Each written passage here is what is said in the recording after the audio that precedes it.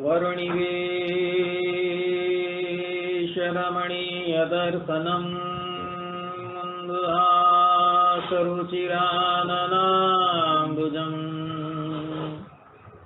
उदितं सुरनरोत्तमैर्मुदा धर्मनन्दनमः विचिन्तये।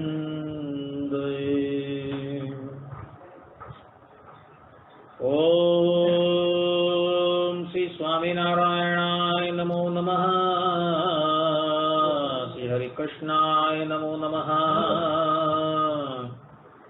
श्री सावर्णी गोत्र तिलकाय नमो नमः।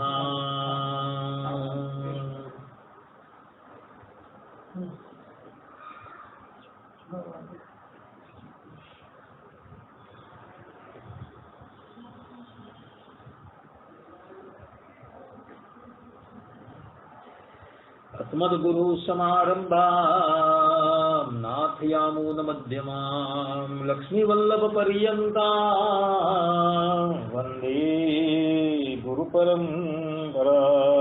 वन्दे गुरुपरम्परा।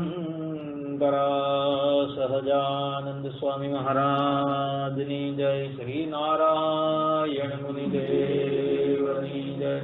श्री राधा बिहारी लाल की जय। श्री हरे कृष्ण महाराज की जय। श्री लक्ष्मी नारायण देव की जय। श्री नर नारायण देव की जय।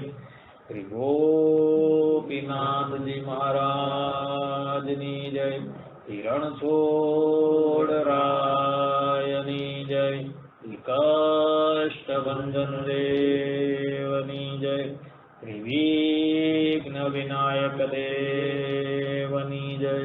श्री सिद्धेश्वर महादेवनी।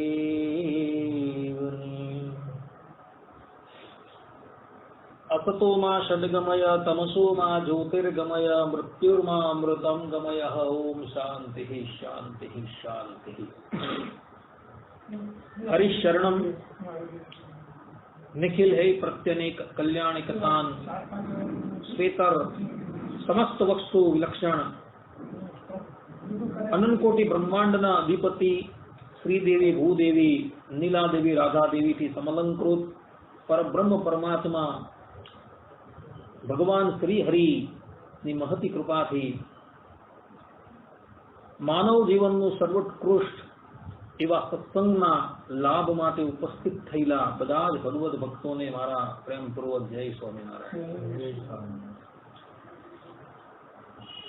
ગયા વખતે આપણે વિદુર નીતિની કથાની અંદર ગુરુના મહિમા વિશે વાત કરેલી હતી અને સાથે સાથે તમને કહ્યું પણ હતું કે અનધિકારી વ્યક્તિને ક્યારેય પણ જ્ઞાન ન આપવું। શાસ્ત્રો તો ત્યાં લગીન કહે છે કે અધિકારી વ્યક્તિ પ્રાપ્ત ન થાય તો ગુરુએ એ જ્ઞાન લઈને પરલોકમાં ચાલ્યા જવું, પરંતુ અનધિકારી વ્યક્તિને ક્યારેય પણ જ્ઞાન નહીં આપે। સ્પષ્ટ ના છે। જ્ઞાન હોય કે દીક્ષા હોય એવી અનધિકારી વ્યક્તિ હોય જેના શાસ્ત્રોની અંદર લક્ષણ બતાવેલા છે, જે કાળથી કર્મથી માયાથી ભવાટવીથી જે ભય પામેલો છે એ વ્યક્તિ જ્યારે તમારા શરણમાં આવે ત્યારે એને મુમુક્ષતા જોઈને ત્યારબાદ જ્ઞાન આપવું। મુમુક્ષુ શબ્દોનો અર્થ જ થાય છે મોક્ષ મેળવવાની ઈચ્છા। ભગવાન સ્વામિનારાયણ શિક્ષાપત્રીના આચાર્યના ધર્મની અંદર સ્પષ્ટ રૂપે લખે છે કે મદાશ્રિતાનામ સર્વેષામ ધર્મ રક્ષણ હેતવે ગુરુ તે સ્થાપિતાભ્યામ તાભ્યામ દીક્ષા મુક્તુ। કે ભાઈ મુમુક્ષુ વ્યક્તિ જે મોક્ષ મેળવવાની ઈચ્છા, જેને મુક્તિ પ્રાપ્ત કરવાની ઈચ્છા હોય એ વ્યક્તિએ ગુરુના શરણમાં જવું અને ગુરુએ પણ એવા મુમુક્ષુઓને સ્વીકારી એને ભગવાનના શરણમાં। અમુક જણા મને મર્મની અંદર બોલતા રહે ભાઈ તમારા સંપ્રદાયની અંદર તો મુક્તિ છે ને એ પ્રધાન છે, ભક્તિ પ્રધાન નથી. પરંતુ એવા વ્યક્તિઓએ આપણા સંપ્રદાયના મૂળ માન્ય પ્રબંધોનો અભ્યાસ નથી કરેલો એટલે આવું બોલતા હોય છે. ભગવાન સ્વામિનારાયણે સત્સંગી જીવનની અંદર પ્રથમ પ્રકરણના 36મા અધ્યાયની અંદર ભક્તિની દુર્લભતા બતાવેલી છે, તથા દ્વિતીય પ્રકરણના 51મા અધ્યાયની અંદર પણ ભગવાન સ્વામિનારાયણે ભક્તિની દુર્લભતા બતાવેલી છે, તથા વચનામૃતમાં તો પાને પાને ભગવાન સ્વામિનારાયણે મુક્તિ કરતા ભક્તિનું પ્રતિપાદન કરેલું છે, અતિશય પ્રતિપાદન કરેલું છે. પરંતુ શિક્ષાપત્રીની અંદર પોતાનો દાર્શનિક મત સ્થાપન કરવાનો હતો અને બીજા આચાર્યો જે પ્રમાણે મુક્તિની વાત કરી ગયા એ પ્રમાણે આપણે પણ આપણી મુક્તિનું પ્રતિપાદન કરવાનું હતું. એટલે ભગવાન સ્વામિનારાયણ શિક્ષાપત્રીના 121મા શ્લોકની અંદર કહે છે કે મતમ વિશિષ્ટાદ્વૈતમ મેં ગોલોકધામ ચેક્ષિતમ તત્ર બ્રહ્માત્માના કૃષ્ણ સેવા મુક્તિશ્ચ ગમ્યતા, કે અમારો મત જે છે વિશિષ્ટાદ્વૈત છે અને અમને પ્રિય એવું ધામ જે છે એ ગોલોક છે, અને ગોલોકને વિશે બ્રહ્મરૂપ થઈને જે શ્રી કૃષ્ણ ભગવાનની સેવા કરવી તેને અમે મુક્તિ માનીએ છીએ. આ દાર્શનિક મત અને મુક્તિ બંનેનું સ્થાપન કરવાનું છે. જો તમે મુક્તિનું સ્થાપન ન કરો તો જીવાત્મા દેહ ત્યાગ કરીને પછી ક્યાં જાય એ તો બતાવવું પડે કે નહીં. તો એ બતાવવા માટે ભગવાન સ્વામિનારાયણે શિક્ષાપત્રીના 121મા શ્લોકની અંદર મુક્તિની વાત કરેલી છે. પરંતુ અગાડી તમે જુઓ શિક્ષાપત્રીના 113મા શ્લોકની અંદર કે તસ્યૈ સર્વદા ભક્તિ કર્તવ્યા મનોજૈર્ભૂમિ, ભગવાન અહીં ભક્તિની વાત કરેલી કે ભક્તિથી બીજું કલ્યાણકારી કઈ જ નથી. એટલે જેને ખબર નથી એ લોકો આવી વાત કરતા હોય છે, પણ હવે એવા લોકોને આપણે પ્રણામ કરી દઈએ છીએ. શાસ્ત્રોની અંદર ગુરુનું મહાત્મ્ય બહુ બતાવેલું ભક્તો, પરંતુ અધિકારી મુમુક્ષુ હોય તેને જ ગુરુએ પણ દીક્ષા આપી, અને ગુરુએ પણ પ્રથમ અધિકાર જે છે એ શિષ્યનું જોવું.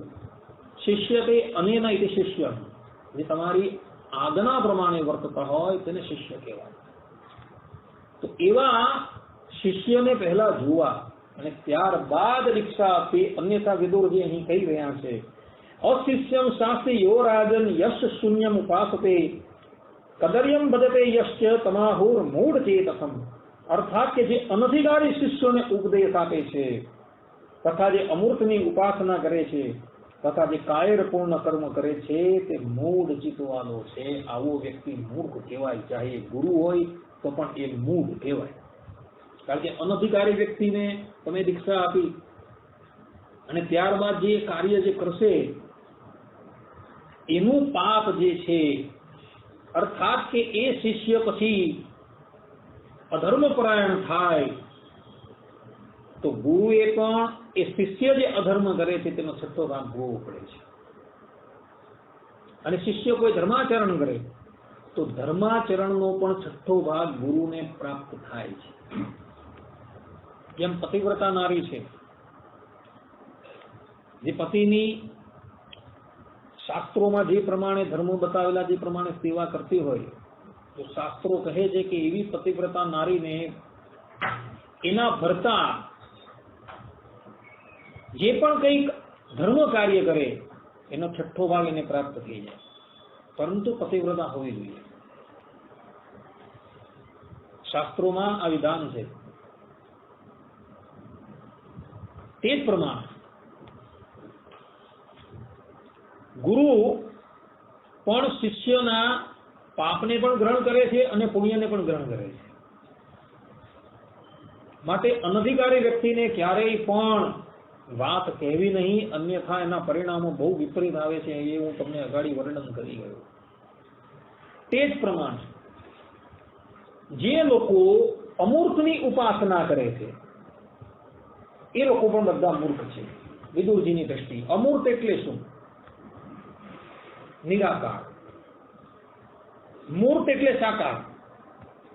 સાકાર એટલે કે જેને અવયવો છે તે દિવ્ય અવયવો છે તે સાકાર, અને જેને અવયવ નથી એને નિરાકાર કહેવાય, અમૂર્ત.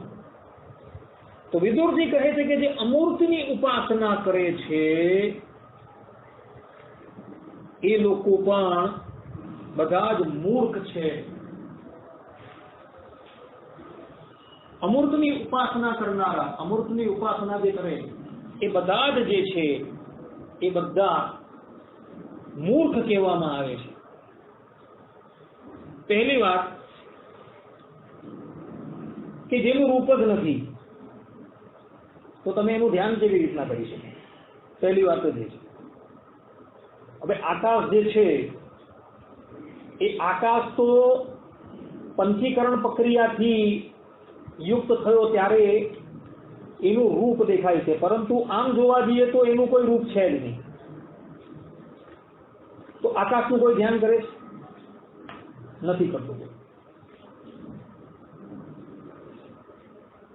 તે જ પ્રમાણે પરબ્રહ્મ પરમાત્મા જે છે એ પરબ્રહ્મ પરમાત્મા સંપૂર્ણપણે સાકાર છે અને સાકાર હોવા ઉપરાંત એ દિવ્ય મૂર્તિ છે. પાછા એવું નથી કે કોઈ અંગે એ અવિકળ છે કે વિકળ છે, એવું નથી.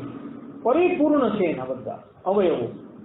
એવા ભગવાન જે છે એની ઉપાસના કરવાની વ્યાજ શાસ્ત્રોની અંદર કરવામાં આવેલી છે. શાસ્ત્રોની અંદર પ્રમાણ પણ છે. એ સંતર આદિત્ય હિરણ્ય પુરુષ દ્રશ્યતે હિરણ્ય શ્મશ્રુ હિરણ્ય કેશ. શાસ્ત્રો કહે છે કે આદિત્ય એટલે કે સૂર્યની અંદર એક પુરુષ બિરાજમાન છે કે જેના અંગો જે છે એ સુવર્ણના જેવા છે, તથા એની દાઢી અને મૂછ અને વાળ જે છે એ સુવર્ણ જેવા છે. સહસ્ત્ર શેષા પુરુષ શાસ્ત્રોની અંદર લખેલું છે કે ભગવાન જે છે એને અનંત હાથો છે, અનંત પગો છે, અનંત મસ્તકો છે. આદિત્ય વર્ણ તમસ પરસ્તાર, કે આદિત્ય વર્ણ વાળા એ ભગવાન જે છે એ માયાના તમથી પર છે, એવું શાસ્ત્રોની અંદર લખેલું છે. પુરુષમ ન પરમ કિંચિત સાકાશાસા પરાગતિ, એ પરબ્રહ્મ પરમાત્મા જે છે તેનાથી પર બીજું કોઈ નથી, એ જ છેવટની ગતિ છે. ઇક્ષતેરનાર શબ્દમ બ્રહ્મસૂત્રની અંદર કહ્યું છે કે ભગવાન જે છે એ જ્યારે અનંત કોટી બ્રહ્માંડનું પ્રલય થયા બાદ પોતાના ધામની અંદર બિરાજમાન હતા ત્યારે વેદો સ્તુતિ કરે છે અને ભગવાન પછી સૃષ્ટિ કરવા માટે તૈયાર થાય છે ને ત્યારે એ સંકલ્પ કરે છે એકો અહમ બહુશ્યામ પ્રજાયા, કે હું એક છું તે બહુ રૂપે થામ. હવે જો એને સંકલ્પ કર્યો તો નિરાકાર તો સંકલ્પ નહીં કરી શકવાનું. ક્યારેય સાકાર બ્રહ્મ તત્વો હોય તો તે સંકલ્પ કરી શકવાનું. નિરાકાર સંકલ્પ નહીં કરી શકે કોઈ દિવસ. તો એ ભગવાને સંકલ્પ કર્યો અને એ એકમાંથી અનંત રૂપે થાય. ભગવાને એવો સંકલ્પ કર્યો અને એકમાંથી અનંત રૂપે ભગવાન થયા. તો ભગવાન પોતે સાકાર છે તો એ સંકલ્પ કરી શકે, નિરાકાર તો સંકલ્પ કરી ન શકે ક્યારેય પણ. એટલે ભગવાન જે છે એ અનાદિના સાકાર જ છે, નિરાકાર છે જ નહીં ક્યારેય. વેદોની અંદર ભગવાનના બે પ્રમાણેના રૂપોનું વર્ણન થયું છે. સાકાર રૂપનું પણ વર્ણન થયું છે, નિરાકાર રૂપનું પણ વર્ણન થયું છે. દ્વેવા બ્રહ્મણો રૂપે મૂર્તમ ચૈવા ચ અમૂર્તમ ચ, એ બ્રહ્મ તત્વ એટલે કે ભગવાન, ભગવાનના બે રૂપ છે, એક મૂર્ત છે અને એક અમૂર્ત છે. અમૂર્ત એટલે નિરાકાર અને મૂર્ત એટલે સાકાર. રામાનુજાચાર્યજી મૂર્ત સ્વરૂપને પણ સ્વીકારે છે અને અમૂર્ત સ્વરૂપને પણ સ્વીકારે છે. બીજા દાર્શનિકો કેવા છે કે નહીં, અમૂર્ત એટલે કે ભગવાન નિરાકાર જ છે એમ કહે છે. તો વળી કેટલાક એવું કહે છે કે ભગવાન પ્રથમ નિરાકાર હતા અને નિરાકારમાંથી સાકાર થયા. પણ આ વાત એ લોકોની ભૂલ ભરેલી છે. જો નિરાકારમાંથી ભગવાન સાકાર થાય તો એમાં વિકાર આવી જાય. જે પ્રમાણે પાણીમાંથી બરફ બને તો પાણીની અંદર વિકાર થયો તો એ બરફ બન્યું. તેમ શાસ્ત્રોની અંદર ભગવાનને નિર્વિકાર કીધેલા છે કે ભગવાનની અંદર કોઈ વિકાર નથી. જો ભગવાનમાં વિકાર થઈ જાય તો શ્રુતિઓ જે છે એની સાથે વિરોધ આવીને ઉભો રહી. એટલે ભગવાન નિરાકાર નથી, ભગવાન સાકાર છે. કારણ કે પાણીને બરફની અંદર પરિણિત થતા એમાં વિકાર આવે છે, જ્યારે ભગવાનને શાસ્ત્રોમાં નિર્વિકાર અચ્યુત તરીકે કીધેલા. જે અચ્યુત હોય તે છબીને જીવ ઈશ્વર રૂપે ક્યારેય પણ ન થાય, ભગવાન સ્વામિનારાયણ વચનામૃતની અંદર કહે છે.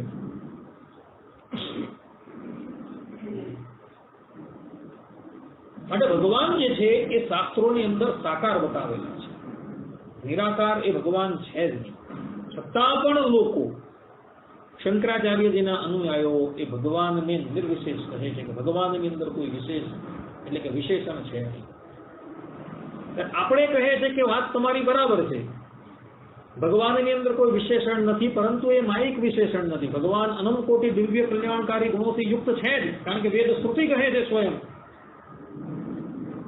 એ લોકો કહે કે અપાણિપાદી જવનો ગ્રહીતા, કે ભાઈ જેને પગ નથી છતાં પણ ચાલે છે,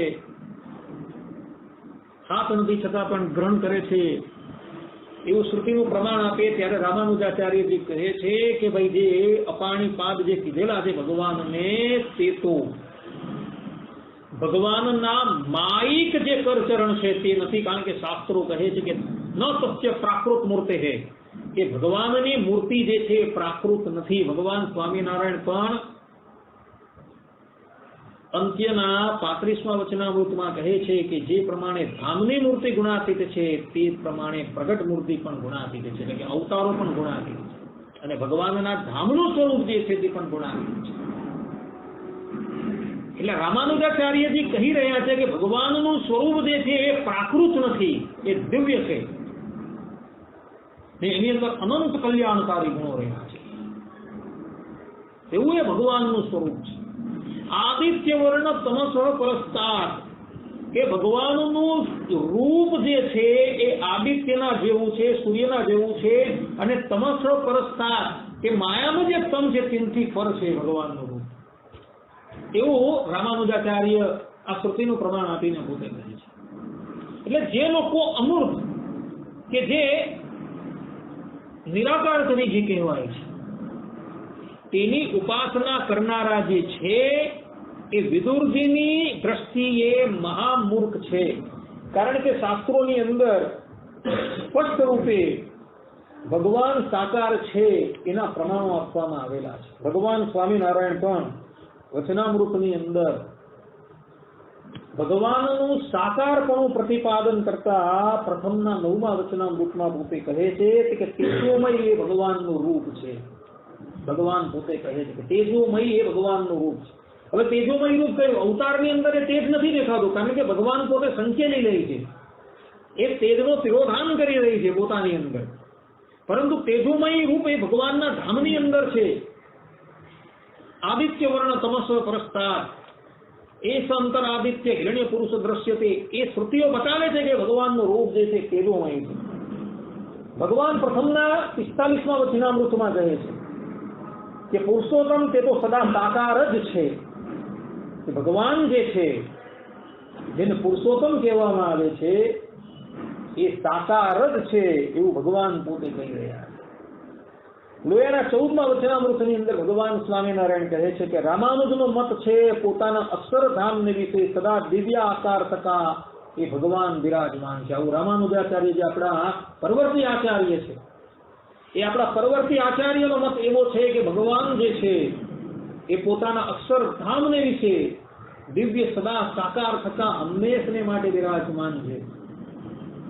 કેટલાક દાર્શનિકકારો એવું કહે છે કે ભગવાન કામ ચલાવ પૂરતા જ સાકાર થાય છે ને પછી પાછા નિરાકાર થઈ જાય છે. પરંતુ ભગવાન સ્વામિનારાયણ અને રામાનુજાચાર્ય કહે છે કે નહીં, એવું નથી, ભગવાન હંમેશા સાકાર જ છે, નિરાકાર છે જ નહીં.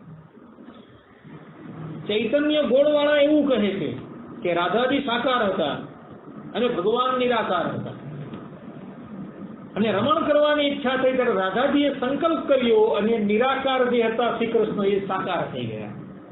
આવી વેદ વિરુદ્ધ એ લોકોની સમજણ છે આવી રહ્યા, આ પ્રમાણેની વાત એ લોકો કરી રહ્યા. પરંતુ આ બધી સમજણ જે છે એ બાલ બુદ્ધિના લોકોની છે, આપણી સમજણ આવી નથી.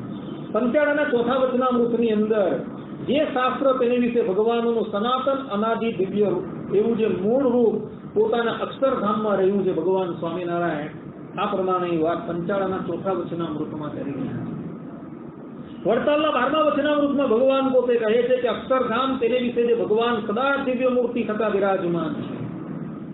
એ જ વાત અંત્યના 31મા વચનામૃતમાં ભગવાન પોતે કહે છે કે ભગવાનનું ધામ તેને વિશે જે પુરુષોત્તમ ભગવાનની આકૃતિ રહી છે, કે ભગવાનનું જે આ ધામ છે એ ધામની અંદર એ ભગવાન પોતે સાકાર મૂર્તિમાન વિરાજમાન છે. અંત્યના 33મા વચનામૃતની અંદર ભગવાન પોતે કહે કે તેજના મંડળને વિશે દિવ્ય મૂર્તિ એવા જે વાસુદેવ ભગવાન, કે તેજનું જે મંડળ જે છે એની અંદર એ ભગવાન વાસુદેવ સાકાર રૂપે રહ્યા છે એવું કહી રહ્યા છે.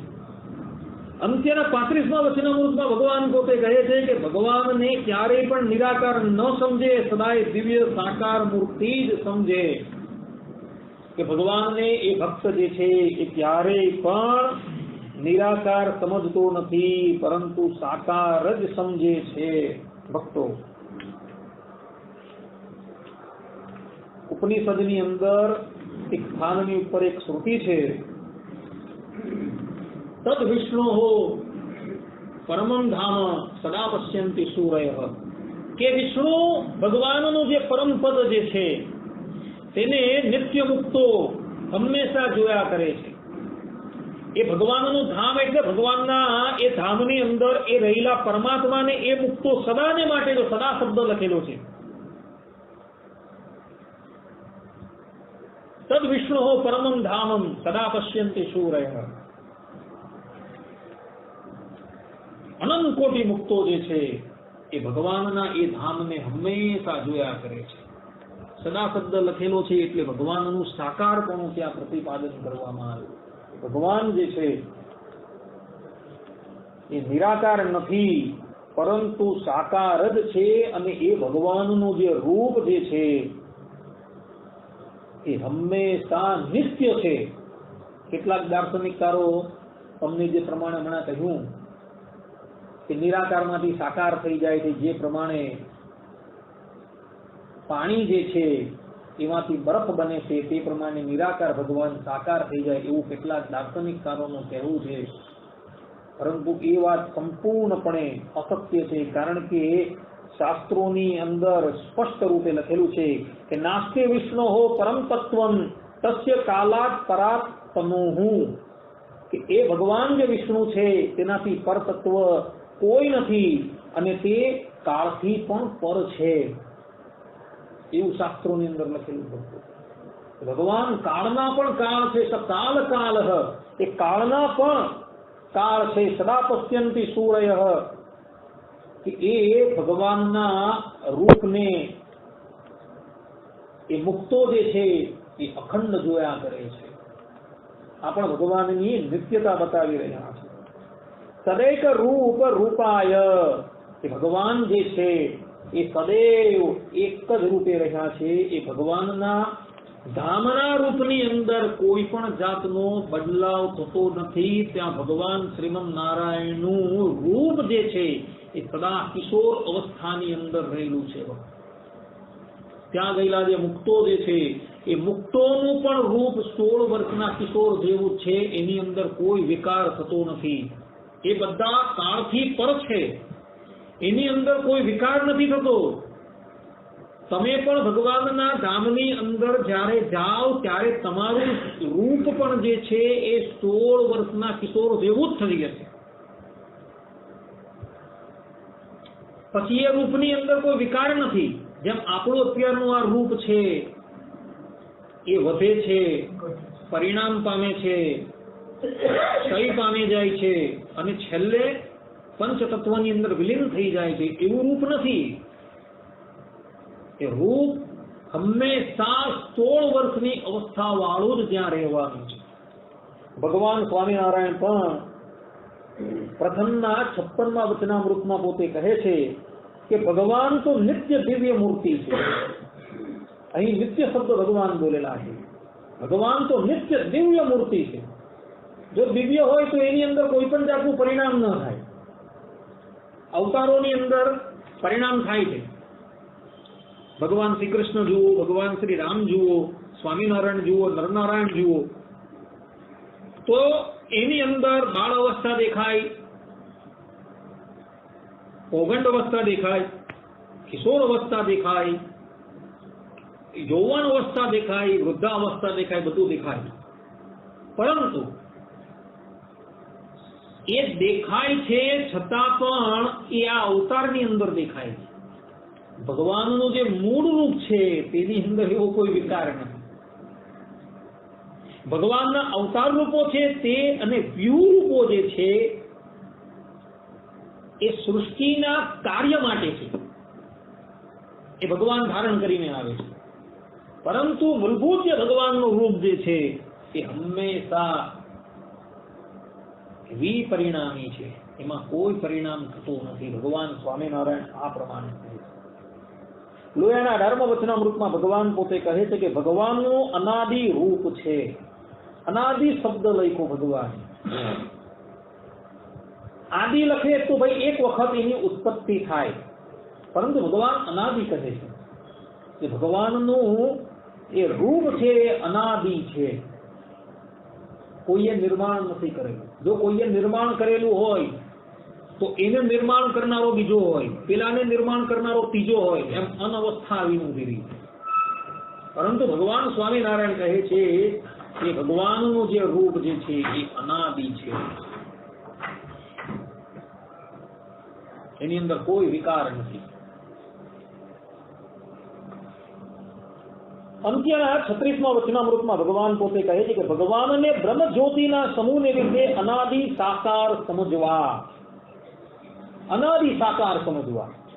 ભગવાન સ્વામિનારાયણ અહીં સ્પષ્ટ રૂપે કહે છે કે ભગવાનને બ્રહ્મ જ્યોતિના સમૂહને વિશે અનાદિ સાકાર સમજવા. અને એ જ વાત ભગવાન અંત્યના 38મા વચનામૃતમાં પોતે કહે છે કે માયાના કાર્યમાંથી ઉત્પન્ન થયા જે આકાર માત્ર તે સર્વે મિથ્યા છે, કેમ જે એ સર્વે કાળે કરીને નાશ પામે છે. અને અક્ષરધામને વિશે જે ભગવાનનો આકાર છે તે સત્ય છે. સત્યનો અર્થ થાય છે કે જે ત્રિકાળની અંદર પણ રહેવાનું છે, જેની અંદર કોઈ પણ જાતનો વિકાર નથી થવાનો, તેને સત્ય કહેવાય. તો ભગવાનનું જે રૂપ છે એ સત્ય છે. એક દિવસ થયું અને પછી એ સમાપ્ત થઈ ગયું એવું નથી. સત્ય એટલે કે ત્રિકાળની અંદર પણ રહેવાનું છે, ભૂતની અંદર પણ રહેવાનું છે, વર્તમાનમાં પણ છે અને ભવિષ્યમાં પણ રહેશે. તો એ ભગવાનનું સત્ય સ્વરૂપ છે. તો એવા એ ભગવાનની ઉપાસના કરવાની વાત શાસ્ત્રોની અંદર કહી જવાય. ને એ ભગવાનનું રૂપ જે છે એ અપ્રાકૃત છે, એ પ્રાકૃત નથી. બાજુ ભગવાન સ્વામિનારાયણ પ્રથમના 45મા વચનામૃતમાં પોતે પોતાના ભક્તોને ઉપદેશ આપતા થતા પોતે કહે છે કે ભગવાનનો આકાર છે તે તો દિવ્ય છે, માઇક નથી. શંકરાચાર્યના અનુયાયીઓ જે છે તે એ લોકો એવું કહે છે કે ઈશ્વર જે છે એ અવતાર ધારણ કરીને આવે છે, એ પોતે માઇક છે. ગાયત્રી ભાષ્યની અંદર જ આદિ જગતગુરુ શંકરાચાર્યજીએ લખેલું છે કે શ્રી કૃષ્ણનો જે આકાર છે, રામનો આકાર છે, બધા માઇક છે. ને વૈકુંઠ ધામની અંદર એ ભગવાનનું જે રૂપ રહ્યું છે તે પણ માઇક છે, એવું આદિ જગતગુરુ શંકરાચાર્ય ગાયત્રી ભાષ્યની અંદર લખે છે. ત્યારે રામાનુજાચાર્યજી પોતે કહે છે આદિત્ય વર્ણ તમસ પ્રસ્થાત, કે ભગવાનનું આદિત્ય રૂપ છે, સૂર્યના જેવું રૂપ છે, અને માયાના સમથી પર છે ઈરાએ, એમ રામાનુજાચાર્યજી પોતે કહે છે. અને એ જ વાત ભગવાન સ્વામિનારાયણ પણ પોતે કહી રહ્યા છે. ભગવાનનું જે રૂપ જે છે એ દિવ્ય છે. પ્રથમના 64મા વચનામૃતમાં પણ ભગવાન પોતે કહે છે કે સદા મૂર્તિમાન ને પ્રાકૃત આકારે રહિત છે. ભગવાન કેવા છે? સદા મૂર્તિમાન સાકાર છે અને પ્રાકૃત આકારથી રહિત છે. વિચાર કરજો. ભગવાનનો દેહ અને ભગવાનનો આત્મા એ બંને ભિન્ન ભિન્ન હોવા છતાં અપૃથક છે.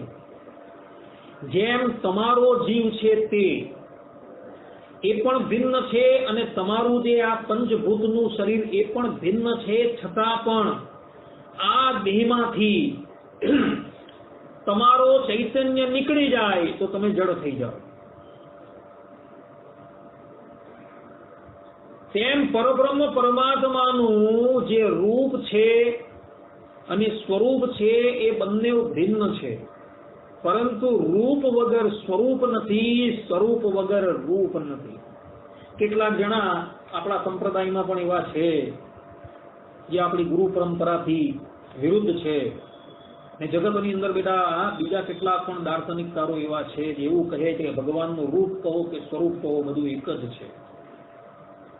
પરંતુ ભગવાન સ્વામિનારાયણને, રામાનુજાચાર્યજીને, એમના પરવર્તી આચાર્યોને એ સિદ્ધાંત ક્યારેય પણ મંજૂર નથી.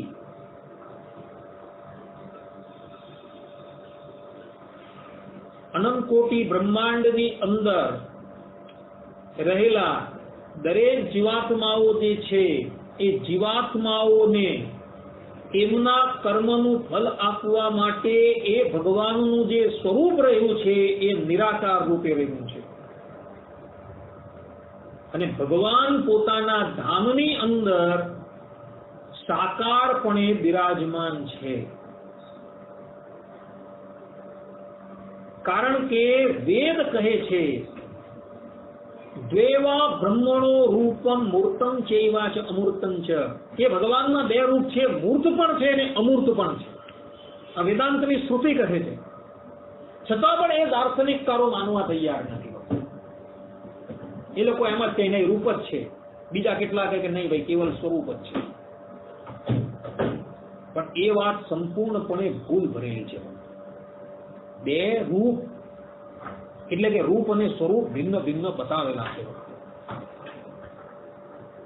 પરંતુ એ રૂપ વગર સ્વરૂપ નથી અને સ્વરૂપ વગર રૂપ નથી. સદગુરુ ગોપાળાનંદ સ્વામી ઈશાવાસ્ય ઉપનિષદની ટીકાની અંદર તદે જતી તમને જતી આ મંત્રના ભાષ્યની અંદર સ્પષ્ટ રૂપે લખે છે સ્વરૂપ ન ચલતી વિગ્રહેણ ચલતી, કે ભગવાન જે છે એ પોતાના સ્વરૂપથી ચાલતા નથી, કારણ કે તો બધી જ જગ્યાએ સ્વરૂપ તો રહ્યું છે, પરંતુ વિગ્રહેણ ચલતી, કે ભગવાન વિગ્રહ એટલે કે રૂપથી ચાલે છે. આમ કહીને ભગવાનનું રૂપ અને સ્વરૂપ બંને ભિન્ન ભિન્ન બતાવ્યું. ભગવાન સ્વામિનારાયણે પણ પ્રથમના 7મા વચનામૃતની અંદર રૂપ અને સ્વરૂપની ભિન્નતા બતાવેલી છે. એવી તો કેટલાય વચનામૃતમાં બતાવેલી છે. કહેવાનું તાત્પર્ય એ છે કે રૂપના વગર સ્વરૂપ નથી અને સ્વરૂપ વગર રૂપ ક્યારેય પણ રહેતું નથી. સ્વરૂપ પણ દિવ્ય છે અને રૂપ પણ દિવ્ય છે. અવતાર ધારણ કરીને ભગવાન જ્યારે પધારે છે ત્યારે પણ એ ભગવાનનું રૂપ જે છે દિવ્ય જ છે ભક્તો. પછી કોઈ વ્યક્તિ એમ કહે કે ગંગાપુત્ર ભીષ્મની સાથે અર્જુનજીનું જ્યારે યુદ્ધ થતું હતું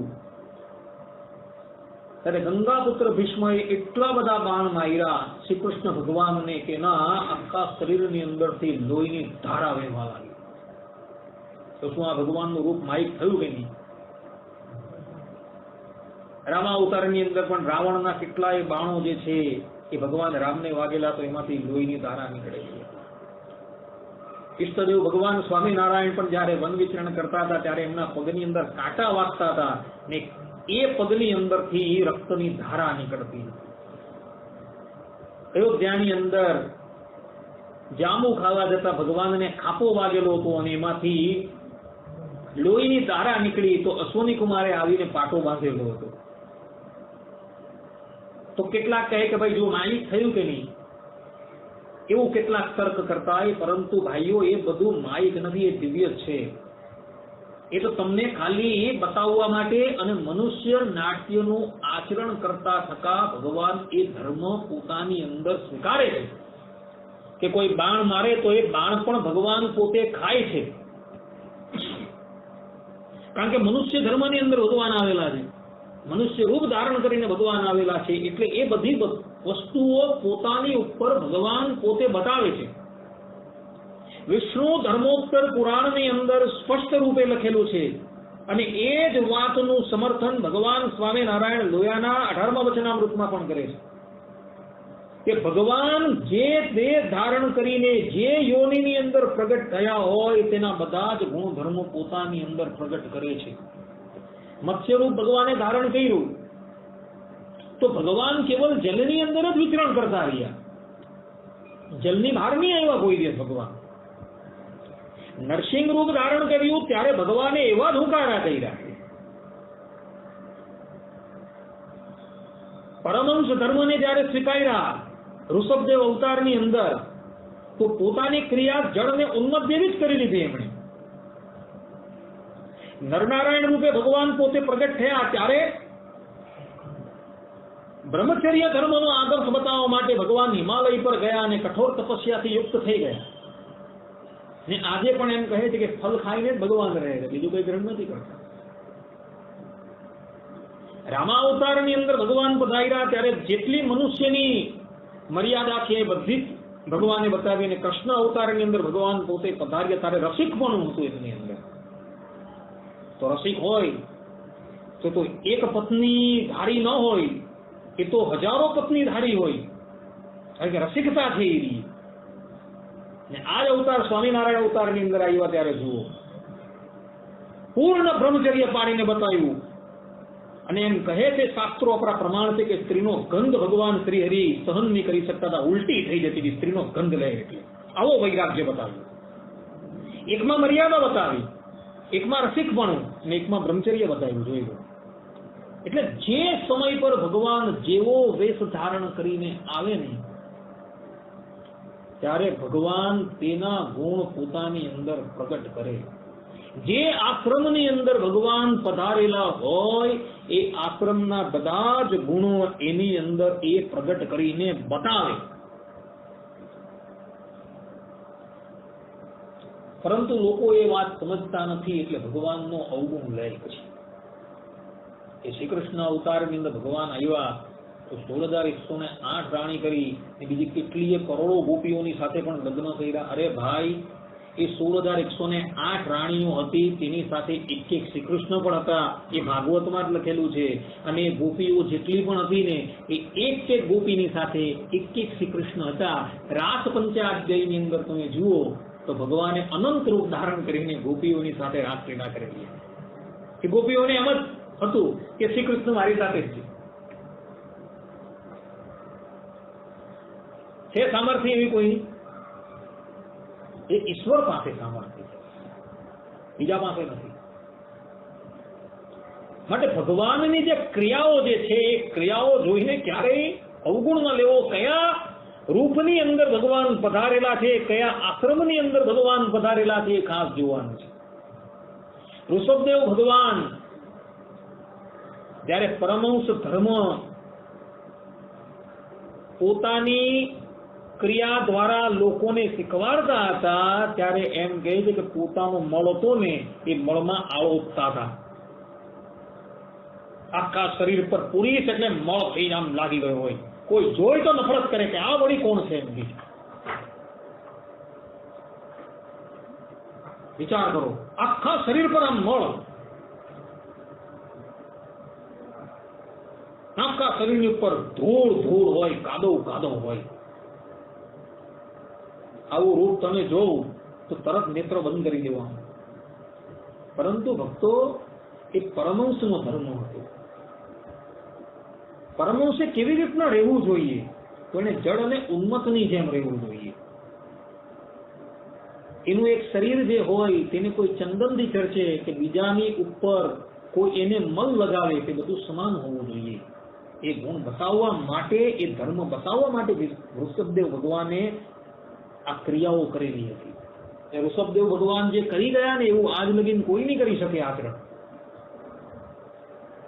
એમ કહે છે શ્રીમદ ભાગવતમાં પંચમ સ્કંદ કે એ પોતાના મળની અંદર આળોટતા હતા ને, તે મળ જે છે ને એમાંથી જે સુગંધ નીકળતી હતી ને તે કેટલાય જોજન સુધી એ પહોંચતી હતી. એ સુગંધ, એના મળ પણ સુગંધીદાર હતા. વિચાર કરો. શ્રીમદ ભાગવત બોલે છે, વચનામૃતમાં પણ ભગવાન સ્વામિનારાયણ આ પ્રમાણ આપેલું છે જે ભગવાન જે આશ્રમની અંદર આવે એ બધા જ આશ્રમના ગુણધર્મો પોતાની ઉપર પ્રગટ કરતા હોય છે.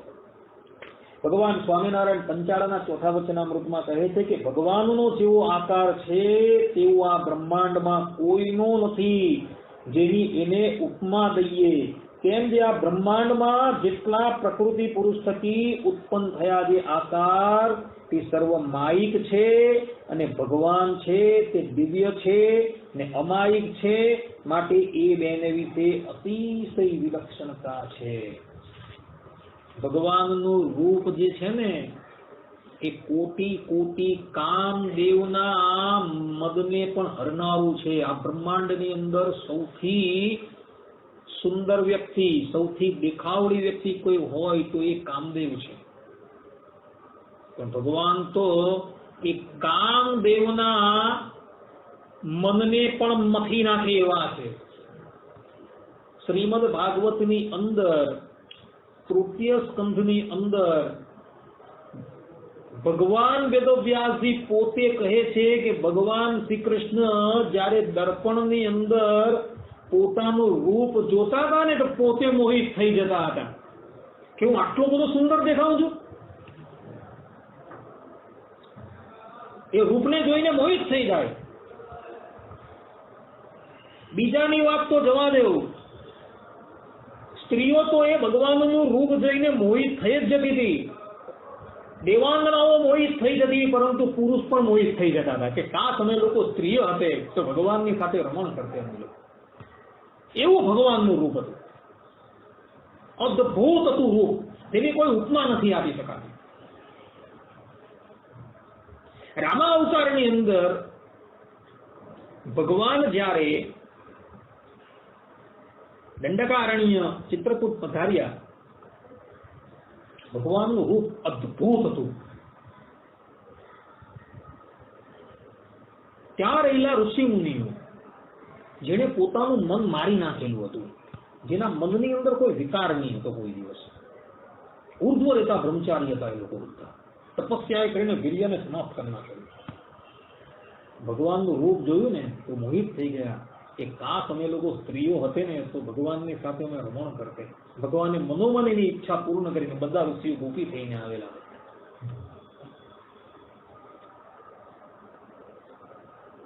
સ્ત્રીઓ તો મોહિત થઈ જાય, પુરુષો પણ મોહિત. અરે પુરુષની ક્યાં વાત, વૃક્ષો મોહિત થઈ જતા હતા. એ પણ જાણે આમ ભગવાનની આમ મળવા માટે આમ આતુર થતા, એમ ભગવાનની પાસે આમ ઝૂકી ઝૂકીને આમ મને પ્રણામ કરવા જાય. એક વખતની વાત છે, આ કથા જે છે એ જૈમિની અશ્વમેધની અંદર આવે છે. મહાભારતનું યુદ્ધ પૂર્ણ થયું ને પછી ભગવાન શ્રી કૃષ્ણ એક વખત હસ્તિનાપુર પધારેલા હતા. અશ્વમેધ યજ્ઞ હતો એટલે અશ્વમેધ યજ્ઞની અંદર એ પધારેલા. ભગવાનનું બહુ મોટું સામયું કાઢ્યું. એ ભગવાન એક સ્થાન ઉપરથી પ્રવેશતા, ત્યાં બધી વારાંગનાઓ હતી. એ જમાનામાં પણ વારાંગનાઓ તો હતી જ. રામા અવતારમાં પણ હતી ને દત્તાત્રેયના વખતમાં પણ હતી. શ્રીમદ ભાગવતના એકાદશ સ્કંદમાં પિંગલાનું આખ્યાન આવે છે. એટલે દત્તાત્રેય ભગવાન જયારે સતયુગમાં હતા ત્યારે પણ વારાંગનાઓ હતી. પેલી વારાંગનાઓ હતી ને ભગવાનને જોઈને મોહિત થઈ ગઈ કે હા હા કેટલું સુંદર રૂપ છે ભગવાનનું. તે બધી વારાંગનાઓમાંથી એક બોલી કે એ તો વૃદ્ધ થઈ ગયા છે એમ કે ત્યારે બીજી કે નહીં વૃદ્ધ નથી થયા, વૃદ્ધ હોવા છતાં પણ 16 વર્ષના કિશોર જ દેખાય, જોઈ લો અત્યારે. આવું ભગવાનનું રૂપ છે ભક્તો.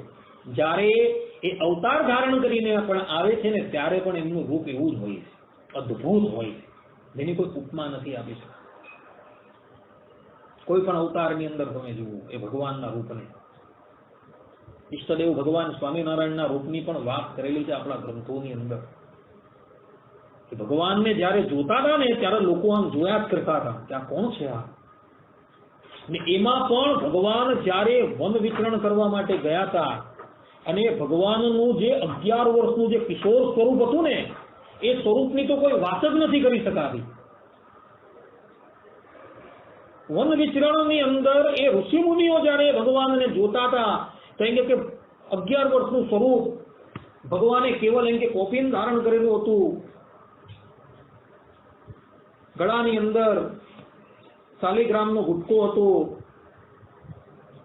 મસ્તકની ઉપર સરસ મજાની જટા હતી ને હાથની અંદર ગૌમુખી હતી ને એ લઈને ઉઘાડા પગે જયારે ભગવાન જયારે જતા હતા ને ત્યારે કોઈ ગામમાંથી જયારે પસાર થાય ને અને પનિયારીઓ જોઈને તો એ ભગવાનને કહે કીધી કે આટલી નાની ઉંમરે આટલા સુકોમળ સ્વરૂપે તમે વનની અંદર શા માટે નીકળ્યા? શું તમારી ભાભીએ મેણા માર્યા તમને કે તમને કાઢી મૂક્યા જ અહીંથી? માટે ઘરે જાઓ બધા. ભગવાનને જોઈને હિંસા કરતા હતા. પણ જ્યાં લગીન ભગવાન શ્રી હરિ જતા ને ત્યાં લગીન પેલી પનિયારીઓ જોયા કરે એવું સ્વરૂપ હતું. એટલે ભગવાનનું જે રૂપ જે છે માઇક નથી, ભગવાન પોતે મોહિત થઈ જતા હતા એને જોઈને. હું આટલો બધો સુંદર દેખાઉં છું. શ્રીમદ ભાગવતના તૃતીય સ્કંદમાં વાત લખેલી છે. એટલે કોઈ પણ દિવસ છે ને કૃષ્ણ અવતારની અંદર તમે જોજો, ભગવાને કોઈ દિવસ ગોપીઓની ઈચ્છા નથી રાખી, નથી 16,108 પત્નીઓને ઈચ્છા રાખી એમણે. એ લોકો સામે ચાલીને આવીને ભગવાનને વરેલી છે. કારણ કે ભગવાન શાસ્ત્રોની અંદર કહ્યું છે કે આત્મરતિ, આત્મનૈથુન, આત્મક્રીડન, છાંદોગ્ય ઉપનિષદની અંદર કહ્યું છે પોતાના આત્માની સાથે જે રતિ કરનાર છે, પોતાના આત્માની સાથે જે મૈથુન એટલે ક્રીડા કરનાર છે, એને ઇતર કોઈની જરૂર નથી. પરંતુ તમે જોજો વંશીની ધ્વનિ જ્યાં સાંભળી એટલે ગોપીઓ દોડી એની પાસે. અક્ષર પુરુષો સ્ત્રીઓ પર મોહિત થઈ જતા હોય, પરંતુ સ્ત્રીઓ એ પુરુષ પર મોહિત થઈ ગઈ. 16,108 રાણી કરી, એમાં તમે જોજો કોઈ સામું ચાલીને, એટલે કે ભગવાન સામું ચાલીને કોઈનું વરણ કરવા નથી ગયા, બધા આવીને હાર જાતે જ પહેરાવી ગયા. તમે મારા પતિ. આ ભગવાનની રૂપની અદ્ભુતતા બતાવેલી. વિચાર કરો, તે ભગવાનનું એ જે રૂપ જે છે દિવ્ય છે. ભગવાન અંત્યના 31મા વચનામૃતમાં પણ પોતે કહે છે કે ધામની મૂર્તિ ગુણાતીત છે. ભગવાનની જે ધામની મૂર્તિ છે તે ગુણાતીત છે, તે જ પ્રમાણે પ્રગટ પ્રમાણ અવતાર મૂર્તિઓ છે એ પણ બધી ગુણાતીત છે. એની અંદર માઈ કોઈ પણ ગુણ છે જ નહીં. કોઈ સ્થળે ભગવાનને અરૂપ નિરાકાર કહે છે એ તો પ્રાકૃત રૂપના નિષેધ માટે છે, પરંતુ દિવ્ય રૂપના નિષેધ માટે નથી. ક્યારે પણ ભક્તો જો એમ જ માને તો રૂપના પ્રતિપાદન કરનારી શ્રુતિ સ્મૃતિઓનો વિરોધ આવીને ઉભો રહી જાય. યાદ રાખજો ભક્તો, શ્રુતિઓ અને સ્મૃતિઓની અંદર ભગવાનના રૂપની જે વાત કરવામાં આવેલી છે કે ભગવાનનું એ જે રૂપ જે છે એ સાકાર છે. જો તમે કેવલ નિરાકાર ભગવાનને સમજતા હો તો એ શ્રુતિઓની સાથે અને સ્મૃતિઓની સાથે વિરોધ આવીને ઉભો રહી જાય. તો એ વિરોધને સમાવવા માટે શાસ્ત્રોકારો કહે છે કે એ ભગવાનની જે મૂર્તિ જે છે ને એ પ્રાકૃત નથી. નિરાકારનો અર્થ શાસ્ત્રોકારોએ કરેલો છે. ભાઈ નિરાકાર એટલે શું?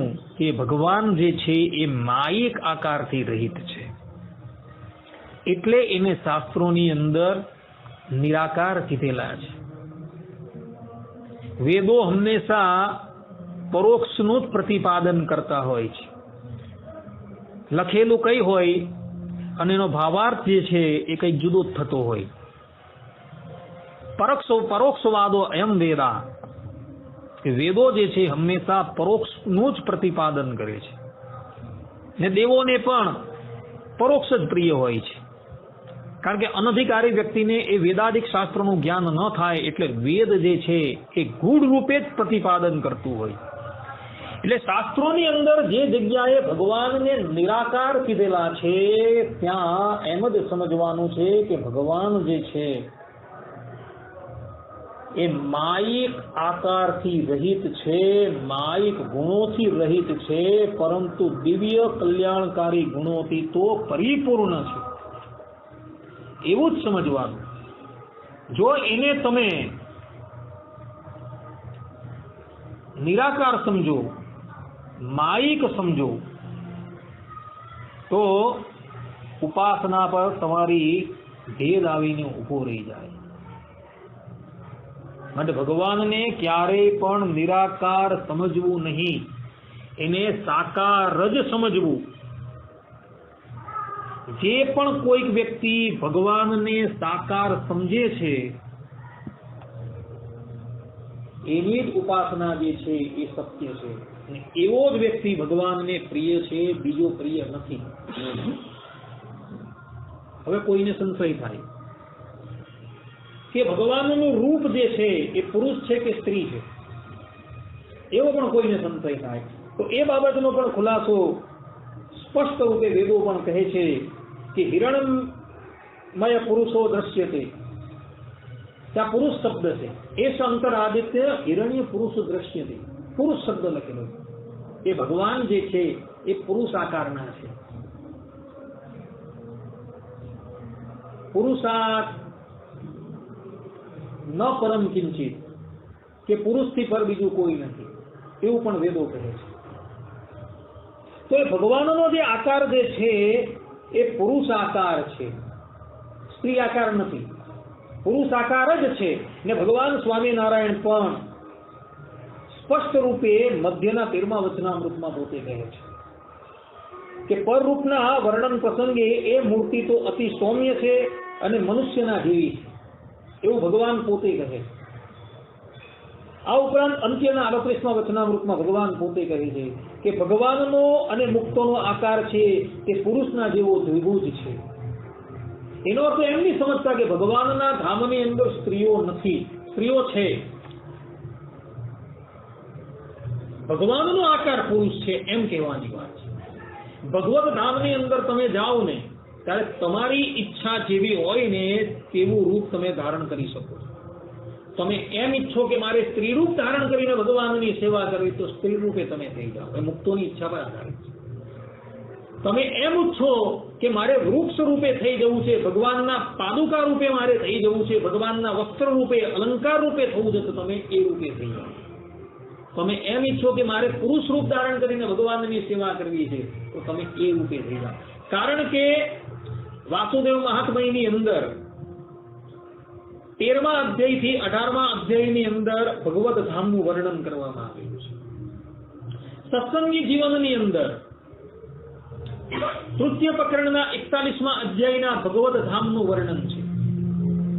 બ્રહ્મવૈવત પુરાણની અંદર પણ કૃષ્ણ જન્મખંડની અંદર ભગવત ધામનું વર્ણન કરવામાં આવેલું છે. તો એ ધામની અંદર પુરુષો પણ બતાવેલા છે, ને સ્ત્રીઓ પણ બતાવેલા છે, વૃક્ષો પણ બતાવેલા છે, વેલીઓ પણ બતાવેલી છે. એ જ બાબતનું સમર્થન પ્રાકૃત ગ્રંથ એવા ભક્ત ચિંતામણીમાં નિષ્કુળાનંદ સ્વામીએ પણ કરેલું છે. ભક્ત ચિંતામણીની અંદર નિષ્કુળાનંદ સ્વામી 159મા પ્રકરણની અંદર ભગવત ધામનું વર્ણન કરે છે. તેની અંદર સ્ત્રીઓનું પણ સમર્થન કરેલું છે, પુરુષોનું પણ સમર્થન કરેલું છે. પરંતુ ભગવાનનો જે આકાર છે એ ભગવાનનો આકાર જે છે એ હંમેશા પુરુષના જેવો રહ્યો છે, એવું આપણા આચાર્યો પણ કહે છે અને ભગવાન શ્રી હરિ પોતે કહી રહ્યા છે. લોહીના 4થા વચનામૃતની અંદર ભગવાન સ્વામિનારાયણ કહે છે કે ભગવાન તો સદા મનુષ્ય આકૃતિ છે, સ્પષ્ટ રૂપે લખેલું. માટે ભગવત ધામની અંદર એ જીવાત્મા જ્યારે જાય છે ત્યારે એ ભગવાનને પુરુષ આકાર રૂપે જોવે છે, પરંતુ અવતારોની અંદર ભિન્નતા છે. અવતારોની અંદર કોઈ વખતે એ મત્સ્ય રૂપે પ્રગટ થઈ જાય છે, કોઈ વખતે એ કાજબા રૂપે પ્રગટ થઈ જાય છે, ને કોઈ વખતે સ્ત્રી રૂપે પણ પ્રગટ થઈ જાય છે. મોહિની અવતારની અંદર ભગવાન સ્ત્રી બનીને આવેલા હતા. વધારે તો જવા દેવ, કલિયુગની અંદર વિઠ્ઠલનાથના અનન્ય ઉપાસક જનાબાઈ નું દ્રષ્ટાંત પણ આપણી સામું છે. જનાબાઈને એક વખત પંઢરીનાથના દર્શન કરવા માટે જવું હતું અને એના ઘરે એમના પતિ અને એમના સાસુ એ બહુ ક્રૂર, તો આ જવા તૈયાર થઈ તો ઘસડીને એને એક રૂમની અંદર બાંધી દીધી. તો ત્યાં બંધનથી યુક્ત થતા જનાબાઈએ પ્રાર્થના કરી કે પ્રભુ, આજે કેટલો મોટો દિવ્ય સમયો છે ને હું તમારા દર્શનથી વંચિત રહી જવા. તો બંધન ખુલી ગયા. જનાબાઈ ચાલ્યા ગયા અને જનાબાઈનું રૂપ લઈને ત્યાં ભગવાન શ્રી હરિ બંધાઈ ગયા. પછી પેલા લોકોને દયા આવી તો એણે આવીને જનાબાઈને ખોલ્યા અને એમ કે કેટલા દિવસ લગીને ભગવાન શ્રીમન નારાયણ સ્ત્રીનું રૂપ ધારણ કરીને એના ભરતાની અને એની સાસુની સેવા કરતા રહ્યા. અને આમ સેવા કરવાથી પેલા લોકોની બુદ્ધિ જે હતી એ શુદ્ધ થઈ ગઈ. આ કળિયુગની વાત છે. આઈડિયા ભગવાન સ્ત્રી રૂપ ધારણ કરીને આવેલા હતા. આપણા સંપ્રદાયની અંદર પણ ભગવાન સ્વામિનારાયણે સ્ત્રી રૂપ લીધેલું હતું. તમને ખબર હોય તો કોને માટે લીધેલું? નેત્રની અંદર ટીપું મૂકવા માટે. શું નામ હતું? ઝવેરબાઈને માટે ભગવાન સ્વામિનારાયણે સ્ત્રીનું રૂપ લીધેલું હતું અને દિવ્ય રૂપે આવીને એના નેત્રની અંદર એને જે નેત્રનો રોગ હતો તો એક ટીપું મૂકેલું હતું અને એના નેત્ર સારા કરી દીધેલા હતા. એટલે અવતાર રૂપોની અંદર એવું નથી. અવતાર રૂપોની અંદર એ સ્ત્રી રૂપે પણ પ્રગટ થઈ જાય છે અને પુરુષ રૂપે પણ પ્રગટ થાય છે અને ઇતર યોનિની અંદર પણ તે આવે છે. એમાં બાંધછોડ નથી. પરંતુ ભગવત ધામની અંદર જે છે એ ભગવત ધામની અંદર તો એ ભગવાનનું રૂપ જે છે ને એ હંમેશા પુરુષના જેવું રહ્યું છે ભક્તો. એ સ્ત્રી રૂપ નથી.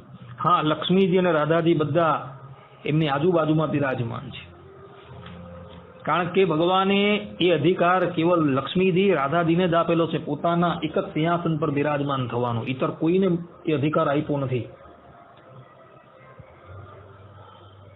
શ્રીમન નારાયણ પોતાના ધામની અંદર જે બિરાજમાન છે, લક્ષ્મીજી અને રાધાજી એક જ સિંહાસનની ઉપર ભગવાનની આજુબાજુ બેઠેલા છે. એ અધિકાર કેવલ ને કેવલ ભગવાન શ્રીમન નારાયણે આ બેને જ આપેલો, ત્રીજા કોઈને નથી આપ્યો. તમે ગમે એટલા મોટા મુક્ત થયા હો, અનાદિ મુક્ત એવા વિશ્વક્સેન છે, ગરુડજી છે, ત્રિદામા છે, એ લોકોને પણ અધિકાર નથી ત્યાં બેસવા. કારણ કે એ ભગવાનની દિવ્ય પત્નીઓ છે. અને દિવ્ય પત્ની હોવાથી પત્નીનું સ્થાન ક્યાં હોય? સ્વાભાવિક છે કે ભગવાનની બાજુમાં જોવાનું, વામ ભાગે હોય તો એ રીતે એમને સ્થાન આપવામાં આવે. ને એ પણ પાછા સાકાર છે ને આજના નથી, અનાદિકાળના સાકાર છે. એક વખતે નિરાકાર હતા અને પછી સાકાર થઈ ગયા એવું નથી. ભગવાન અનાદિકાળના સાકાર છે. તે જ પ્રમાણે ભગવાનની જે પત્નીઓ જે છે એ પત્નીઓ પણ હંમેશા સાકાર જ છે. જે પ્રમાણે પરબ્રહ્મ પરમાત્મા પુરુષ રૂપે છે તે જ પ્રમાણે લક્ષ્મીજી અને રાધાજી પણ પોતે સ્ત્રી આકારથી ભગવાનની સેવા કરી રહી છે. ને તમે જોજો, ધરાતલની ઉપર જ્યારે ભગવાન શ્રીમન નારાયણ પ્રગટ થાય છે ત્યારે એ શ્રીમન નારાયણની સેવા કરવા માટે લક્ષ્મીજી, રાધાજી, આ બધા લોકો જે છે ને એ દિવ્ય રૂપ ધારણ કરીને ભગવાનની સેવા કરવા માટે સ્ત્રી રૂપ ધારણ કરીને આવે છે. રામાવતારની અંદર તમે જુઓ તો એ જ જે લક્ષ્મીજી હતા એ સીતાજી રૂપે પ્રગટ થયા હતા. અને પૃથુ અવતારની અંદર ભગવાન જ્યારે પ્રગટ થયા ત્યારે અર્ચી રૂપે, અર્ચી દેવી તરીકે એ જ લક્ષ્મીજી પ્રગટ થયા હતા. કૃષ્ણ અવતારની અંદર એ જ રૂકમણી રૂપે પ્રગટ થયા હતા અને રાધાજી પોતે જે ધામની અંદર રાધાજી હતા તે પણ અહીં સ્ત્રી રૂપ ધારણ કરીને પ્રગટ થયા હતા. પુરુષ રૂપમાં નથી આવ્યા, સ્ત્રી રૂપમાં આવેલા. એટલે જે પ્રમાણે ભગવાન સાકાર છે તે જ પ્રમાણે ભગવાનની પત્નીઓ પણ સાકાર છે. એનું વચનામૃતમાં સ્થાન સ્થાન પર સમર્થન કરવામાં આવેલું છે. પ્રથમના 5મા વચનામૃતમાં ભગવાન સ્વામિનારાયણ કહે છે કે રાધિકાએ સહિત એવા શ્રી કૃષ્ણ ભગવાનનું ધ્યાન કરવું. રાધિકા સાથે કરવાનું કીધું છે કારણ કે આપણી યુગલ ઉપાસના છે ભક્તો. આપણે તિલક ધારણ કરીએ છીએ, કંઠી ધારણ કરીએ છીએ, એ કંઠી પણ યુગલ ઉપાસનાનું પ્રતીક છે ભક્તો.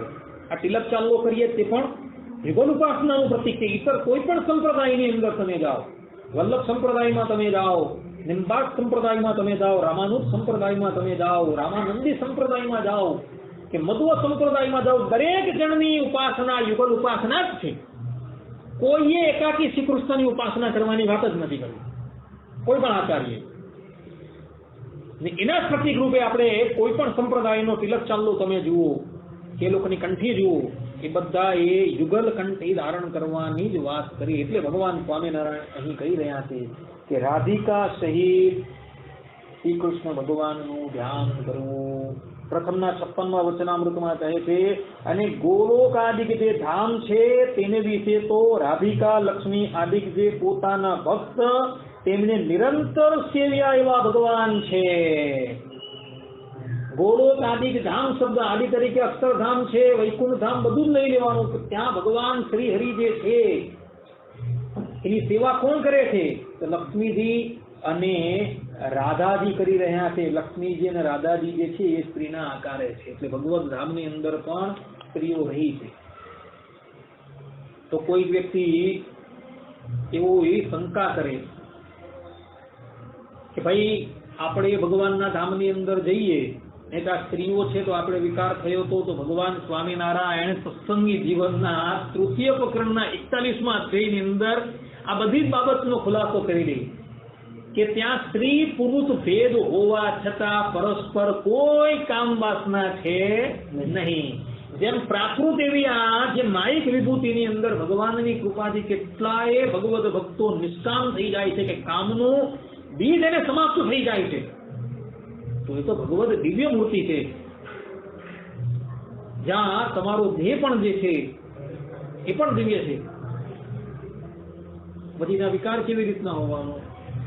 એટલે જે લોકો એવું સમજે છે કે આપણે ભગવાનના ધામમાં જશું તો ત્યાં સ્ત્રી હોય તો આપણે પણ પરસ્પર વિકાર થઈ જાય તો ભગવાન સ્વામિનારાયણે રામાનુજાચાર્યજીએ, વલ્લભાચાર્યજીએ, મધ્વાચાર્યજીએ, નિમ્બાર્કાચાર્યજીએ બધાએ જ ના પાડી દીધી કે નહીં, ત્યાં સ્ત્રી હોવા છતાં પણ પરસ્પર કોઈ કામ વિકાર છે જ નહીં. કોઈ સ્પષ્ટ ના પાડી દીધી બધા. લોયાના 18મા વચનામૃતની અંદર ભગવાન સ્વામિનારાયણ કહે છે અને એમની સેવાના સર્કલ તો રાધિકા લક્ષ્મી આદિક છે એવા પરમ ભાવે સહિત ભગવાનને દેખે છે કે ભગવત ધામની અંદર એ ભગવાનની સેવા કરનારા કોણ છે? તો લક્ષ્મીજી અને રાધાજી છે. એમ કીધું મધ્યના 3 વચનામૃતમાં જ્યારે ભગવાનનું વર્ણન કરે ત્યારે ભગવાન ભેગું રાધિકાજી તથા લક્ષ્મીજી તથા તેની સખીઓ તેનું વર્ણન આવે ત્યારે તો તેના અંગે અંગનું વર્ણન થાય અને રાધાજી લક્ષ્મીજી તેના જેવું તો ત્રિલોકમાં કોઈ સ્ત્રીનું રૂપ હોય નહીં. એટલે ભગવત ધામની અંદર સ્ત્રીઓ છે ને કોટી કોટી કામદેવના મનને પણ હરી લે એવી સ્ત્રીઓ દેખાય છે. એમની બોલી પણ અદ્ભુત છે, એમના અંગો પણ જે છે તે પણ દિવ્ય અને અલૌકિક છે, પરંતુ આ હોવા છતાં ત્યાં કોઈ વિકાર છે નહીં. આ સિદ્ધાંત વાત છે ભક્તો. અમે લોકો જયારે અધ્યયન કરતા હતા ત્યારે મારી બહુ જરા ચર્ચા કરવાની, એટલે કે શાસ્ત્રીય ચર્ચા કરવાની બધાની સાથે બહુ થયું. તો એક મહાત્મા મને મળેલા હતા, એની પાસે અમે આ બધી વાત કરી કે આ ભગવત ધામની અંદર આવી રીતના સ્ત્રીઓ પણ રહી છે. તો એ મહાત્માએ અમને કહ્યું, ત્યાગી હતા, કે તો પછી અમે ક્યાં જઈએ? ત્યારે અમે એમને શાસ્ત્રોના પ્રમાણ છે તેમને અત્યારે આપ્યા, એ પ્રમાણે બધી વાત કરી. ત્યારે એ કહ્યું કે હા, તો તમારી વાત બરાબર છે. આ પ્રત્યક્ષ અનુભવની વાત કરું મારે. એટલે કહેવાનું તાત્પર્ય એ છે કે ભગવત ધામની અંદર સ્ત્રીઓ હોવા છતાં તેમને કોઈ પણ જાતનો વિકાર નથી, એ સિદ્ધાંત વાત છે. વડતાલનું 18મું વચનામૃત કે જે સંપ્રદાયના સમસ્ત સિદ્ધાંત અર્થનું વિવરણ કરવા રૂપ છે, તેમાં 5 બાબતો સર્વને અવશ્ય જાણવાની સકારણ કહીને, 4ને ક્રમથી કહીને 5મા શ્રી કૃષ્ણને જાણવાના કહેલા, તેમને ઉપાસ્ય ઇષ્ટદેવ કહેવા પૂર્વક તેમની પરોક્ષ અને પ્રત્યક્ષ 2 રૂપથી સ્થિતિ કહીને, પરોક્ષ રૂપથી રહેલાને અક્ષરધામાધિપતિ, સર્વ જગત કારણ, સર્વ અવતાર નિદાન, સર્વ શાસ્ત્ર પ્રતિપાદ્ય પરબ્રહ્મ પરમાત્મા પણે પ્રતિપાદન કરીને તેમની સાથે ને રાધિકાજી અને લક્ષ્મીજી સહિત રહ્યા છે, એવું ભગવાન સ્વામિનારાયણ કહે છે કે ભગવત ધામની અંદર એ લક્ષ્મીજી અને રાધિકા સાથે જ એ પરબ્રહ્મ પરમાત્મા બિરાજમાન છે. લક્ષ્મીજીનો ત્યાગ કરીને કે રાધાજીનો ત્યાગ કરીને ભગવાન ક્યારેય પણ ભૂતલની ઉપર આવતા જ નથી. કોઈક અવતારની અંદર એકાકી ભગવાન દેખાતા હોય તો લક્ષ્મીજી ને રાધાજી દિવ્ય રૂપે એમના શરીરની અંદર લીન થયેલા છે એમ જાણવું. કારણ કે ભગવાનના શ્રી અંગને વિશે, વક્ષસ્થળને વિશે શ્રીવત્સનું ચિહ્ન છે, અને એ શ્રીવત્સનું ચિહ્ન જેને હોય એ લક્ષ્મીપતિ કહેવાય. એ શ્રીવત્સનું ચિહ્ન કૃષ્ણ અવતારની અંદર પણ ભગવાન શ્રી કૃષ્ણના વક્ષસ્થળ પર હતું, રામા અવતારની અંદર પણ હતું, નરનારાયણ અવતારની અંદર પણ હતું, અને ભગવાન સ્વામિનારાયણ પ્રગટ થયા હતા ત્યારે એમની મૂર્તિનું વર્ણન વચનામૃતના ઉપોટ ઘાટની અંદર કરવામાં આવેલું છે. હરિચરિત્રમ નામના સંસ્કૃત પ્રબંધની અંદર કરવામાં આવેલું છે. તેની અંદર પ્રબંધ લખનારાઓએ સ્પષ્ટ રૂપે લખેલું છે કે ભગવાન સ્વામિનારાયણના વક્ષસ્થળને વિશે લક્ષ્મીજીનું પ્રતીક એવું શ્રીવત્સનું ચિહ્ન બિરાજમાન હતું. શ્રીવત્સનું ચિહ્ન જેના વક્ષસ્થળ પર હોય એ જ લક્ષ્મીજીના પતિ કહેવાય, બીજું નહીં કહેવાય. અને આપણી પાસે આવા એક પ્રમાણ નથી, હજારો પ્રમાણો મારી પાસે છે આપણા સંપ્રદાયના ગ્રંથના. કહેવાનું તાત્પર્ય કે ભગવાન અવતાર દશાની અંદર પણ જ્યારે પ્રગટ થાય છે ત્યારે લક્ષ્મીજી અને રાધાજી એમની સાથે અખંડ રહેલા જ હોય. નરનારાયણ અવતાર ધારણ કરીને ભગવાન ભૂતલ પર પ્રગટ થયા ત્યારે લક્ષ્મીજી કહે કે હું તમારી સાથે આવવાની. માતાજી ભગવાન વગર એક ક્ષણ પણ નથી રહી શકતા. ત્યારે ભગવાન શ્રીમદ નારાયણ કહે છે કે આ વખતે હું બ્રહ્મચર્યનો આદર્શ પ્રસ્થાપિત કરવા માટે અવતાર ધારણ કરું છું. તો બ્રહ્મચર્ય આશ્રમની અંદર સ્ત્રીઓ વર્જ્ય હોય. લક્ષ્મીજી કહે કે તમે જે સ્થાનની ઉપર બેસીને તપસ્યા કરવાના છો ને એ સ્થાનની ઉપર તમને છાંયડો કરવા માટે હું બોરડીનું રૂપ ધારણ કરીને ત્યાં બિરાજમાન થવીશ. અને ભગવાન નરનારાયણ દેવ બદ્રિકા આશ્રમની અંદર પધાર્યા ને જે વૃક્ષ નીચે ભગવાન શ્રીમદ નારાયણ 2 રૂપ ધારણ કરીને તપસ્યા કરે છે ને એ વૃક્ષ જે છે ને એ લક્ષ્મીજી સ્વયં છે. બોરડી રૂપે ભગવાનની ઉપર એ છાયો કરે છે. આજે પણ આજે એ પરબ્રહ્મ પરમાત્મા ઉત્તર દિશાની અંદર રહેલા હિમાલયની ઉપર આપણા કલ્યાણને માટે તપસ્યા કરવા બેઠેલા છે. ભગવત ભક્તોના કલ્યાણ કરવા માટે શ્રીમદ નારાયણ બેઠેલા તપસ્યા કરવા માટે. શ્રીમદ ભાગવતના 5મ સ્કંધની અંદર એનું વર્ણન આવે છે. તદ્યાથી વિરાજે શ્રી રાય.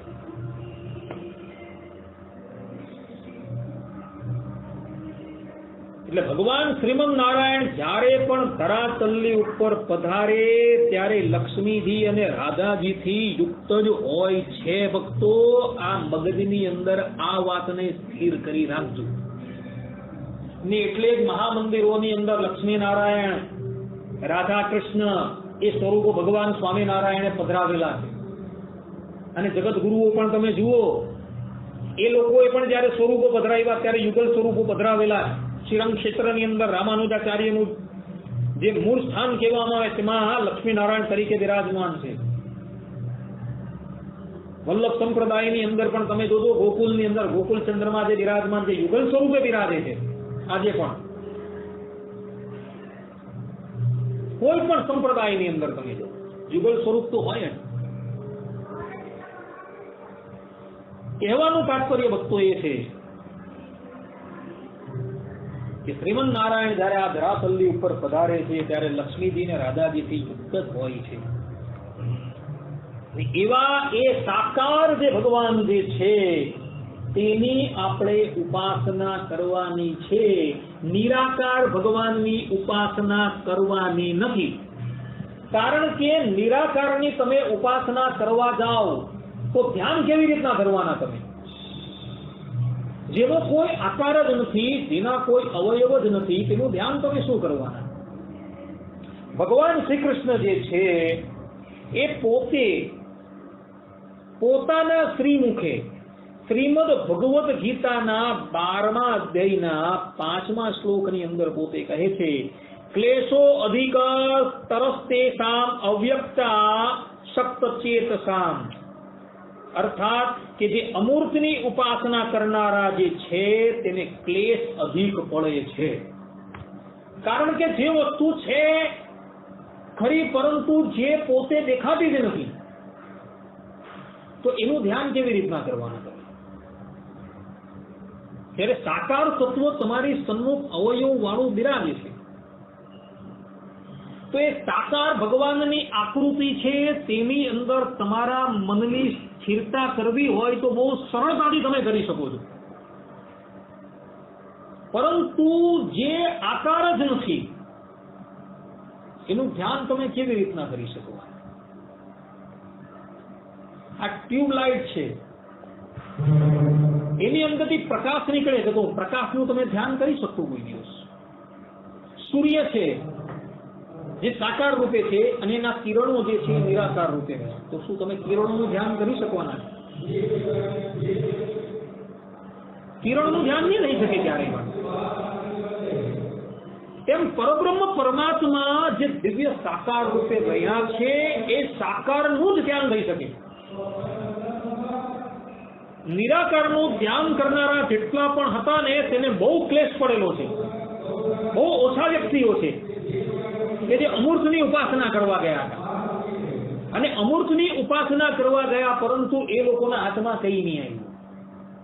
કારણ કે શાસ્ત્રો કહે છે, વાસુદેવ મહાત્મ્ય કહે છે, સ્કંદ પુરાણની અંદર વિષ્ણુ ખંડની અંદર આવેલું વાસુદેવ મહાત્મ્ય કહે છે, ભગવાન સ્વામિનારાયણ પણ પોતે કહે છે વચનામૃતની અંદર કે જે વ્યક્તિ નિરાકારની ઉપાસના કરતો હોય, તેજના બિંદ જેવા ભગવાનની ઉપાસના કરતો હોય, એ વ્યક્તિ ક્યાં જાય છે છેલ્લે?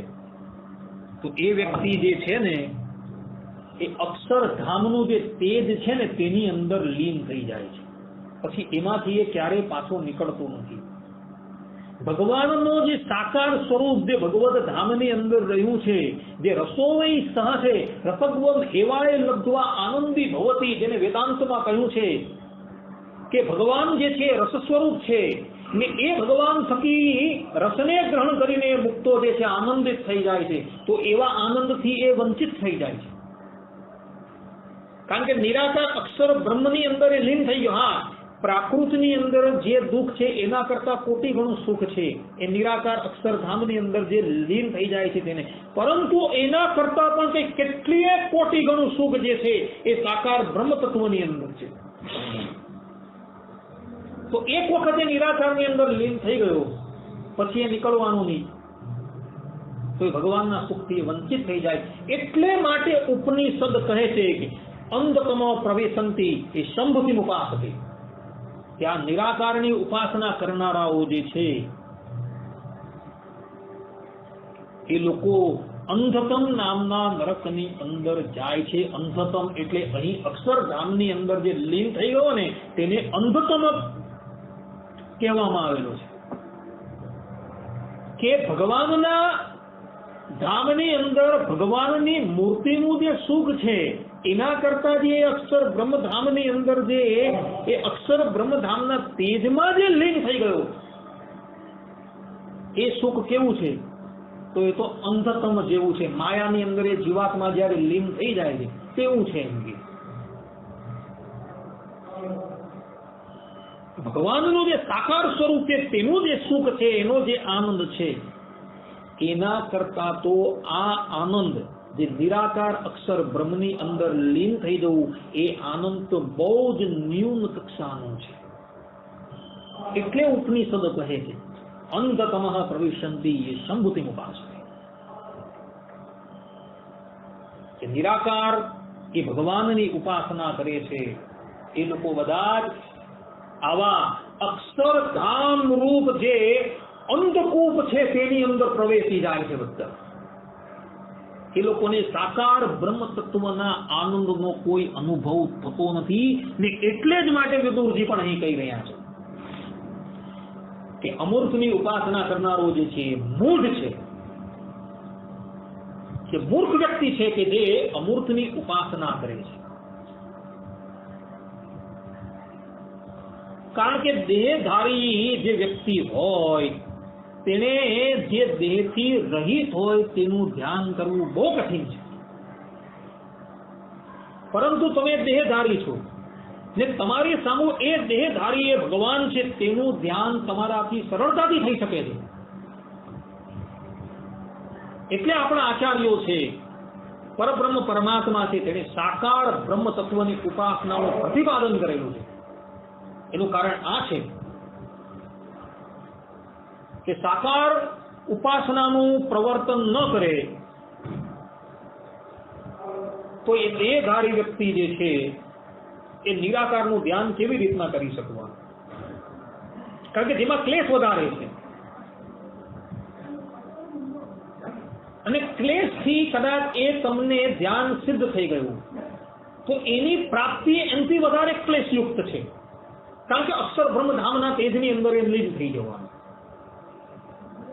તો એનાથી વધારે કષ્ટમય થઈ જાય છે. ને એક વખત એ બ્રહ્મ તેજમાં લીન થઈ ગયા પછી પાછું બહાર નથી નીકળવાનું, કાયમ માટે અંદર પડી રહેવાનું, તમારે પોતાનું અસ્તિત્વ ટકાવી રાખી દે. કારણ કે ભગવાન શ્રી કૃષ્ણ બોલ્યા છે મમે વાંસો જીવ લોકે જીવ ભૂત સનાતના. કેટલાક આચાર્યો એવું કહે છે કે પાણીની અંદર જેવી રીતના પાણી મળી જાય છે તેવી રીતના નિરાકારની અંદર મળી જવું એટલે કે ભાઈ આપણે પણ એ તેજો રૂપ થઈ જવું એ જ મુક્તિ. પરંતુ આ વાત જે ગીતાકારના વાતની સાથે વિરોધતા દર્શાવે છે. કારણ કે ગીતાકાર પોતે કહે છે મમે વાંસો જીવ લોકે જીવ ભૂત સનાતન શબ્દ લખે ભગવાન શ્રી હરિ કે આ જીવાત્મા મારો જ અંશ છે ને એ સનાતન છે. સનાતન એટલે કે અનાદિકાળનું, અર્થાત કે ભૂત ભવિષ્ય અને વર્તમાનમાં એ સનાતન અંશ જ રહેવાનો છે, એ ક્યારેય પણ બૃહદ થવાનો જ નથી. કેટલાક લોકો એવું કહે છે ને કે આ જીવાત્મા જે છે જેવી રીતના ગંગા નદીમાંથી એક કળશ આપણે લાવ્યા અને પાછો ગંગાજીમાં આપણે નાખી દઈએ ત્યારે એ પાણીની અંદર પાણી મળી જાય તે પણ એવું નથી. નહીં તો ભગવાન ગીતાની અંદર જે સનાતન શબ્દ પોતે કહે છે એ સનાતનની સાથે એનો વિરોધ આવી જાય, ભગવદ વચનથી વિરોધ થઈ જાય.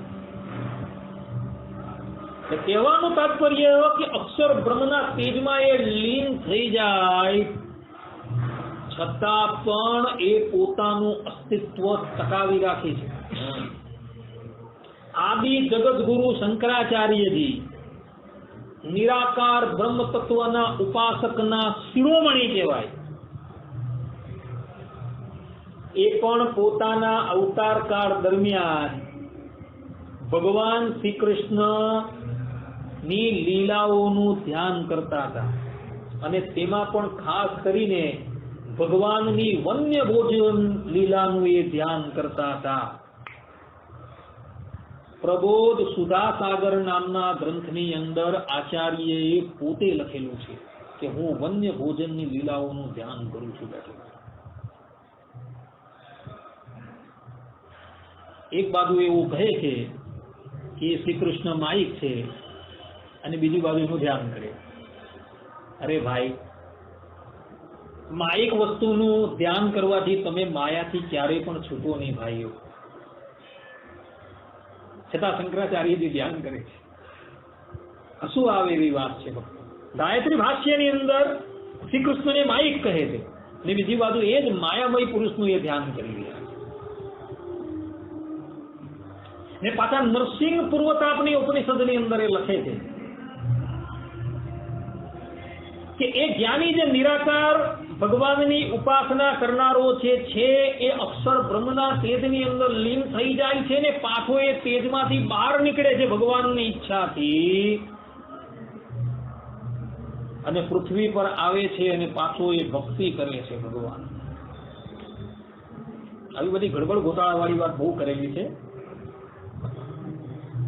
કથા અવળા માર્ગે ચાલી જાય કે એને આપણે પ્રતિપાદન નથી કરતા. અહીંયા કહેવાનું તાત્પર્ય એ છે કે ભગવાન જે છે એ સાકાર છે, નિરાકાર નથી. સાકારની જ ઉપાસના કરવાની છે. છેલ્લે કઈ સમજ નથી પડતું તો પાછું એક વખત કહું છું કે એટલું સમજજો કે ભગવાન સાકાર છે. ગમે એટલા વેદાંતના ગ્રંથો તમને જોવામાં આવે, કોઈ મહાપુરુષ આવીને તમને નિરાકાર ભગવાનના દર્શન કરાવે ને તો પણ નહીં માનતા. જેમ રામાનંદ સ્વામીએ માનેલું નહીં હતું. આત્માનંદ સ્વામીએ બ્રહ્મ તેજના દર્શન કરાવ્યા. રામાનંદ સ્વામી કે સાકાર શ્રી કૃષ્ણ ક્યાં છે? ત્યારે આત્માનંદ સ્વામી બોલ્યા કે આ નિરાકાર છે ને તે જ શ્રી કૃષ્ણ છે.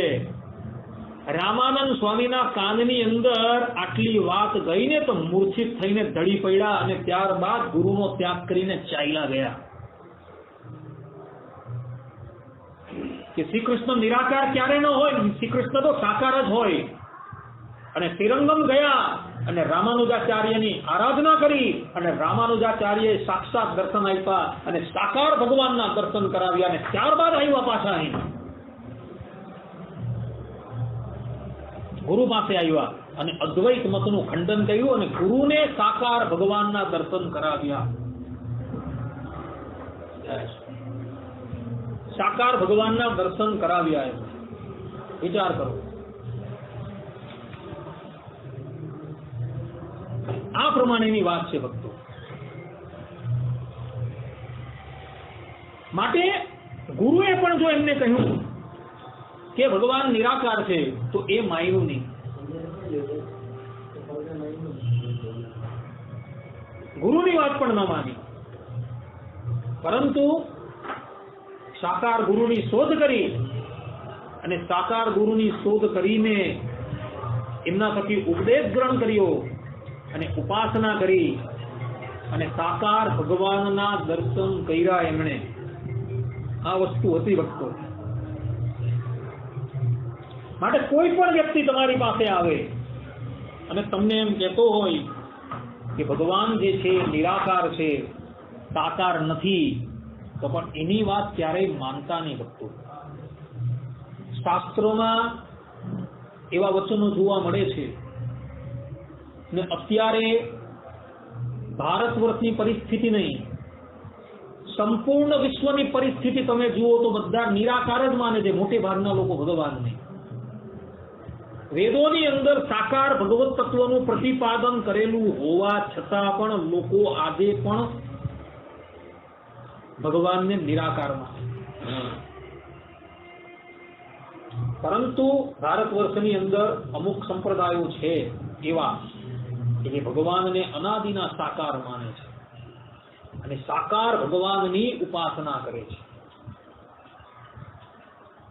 ભગવાનને સાકાર સમજીને જ ઉપાસના કરે છે. એટલે તમે બધા પણ એ વાત ખાસ ધ્યાન રાખજો, અમૂર્તની વાત કરતા નહીં. હા, ભગવાન અમૂર્ત રૂપે પણ છે અને મૂર્ત રૂપે પણ છે. સાકાર પણ છે અને નિરાકાર પણ છે, પરંતુ સાકાર જે છે નિરાકાર વગર નથી રહી શકતું અને નિરાકાર જે છે સાકાર વગર નથી રહી શકતું. સાકાર એ ભગવાનની આકૃતિ છે અને નિરાકાર જે છે ભગવાનનું સ્વરૂપ છે. જે તમારા પ્રમાણે તમારો દેહ જે છે એ અવયવ વાળો છે અને અંદર રહેલો જે આત્મા જે છે તેને અવયવ નથી, પરંતુ દેહ વગર આત્મા નથી, આત્મા વગર દેહ નથી. તે જ પ્રમાણે નિરાકાર સ્વરૂપ વગર એ સાકાર ભગવાન નથી અને સાકાર ભગવાન વગર એ નિરાકાર સ્વરૂપ નથી. આ સિદ્ધાંત વાત છે અને આ જ રામાનુજાચાર્યજીનું મત છે.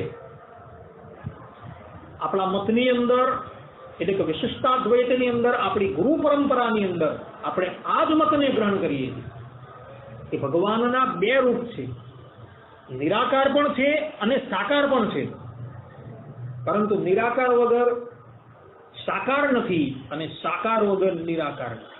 બીજા કેટલાક દાર્શનિકકારો આવું જ કહે છે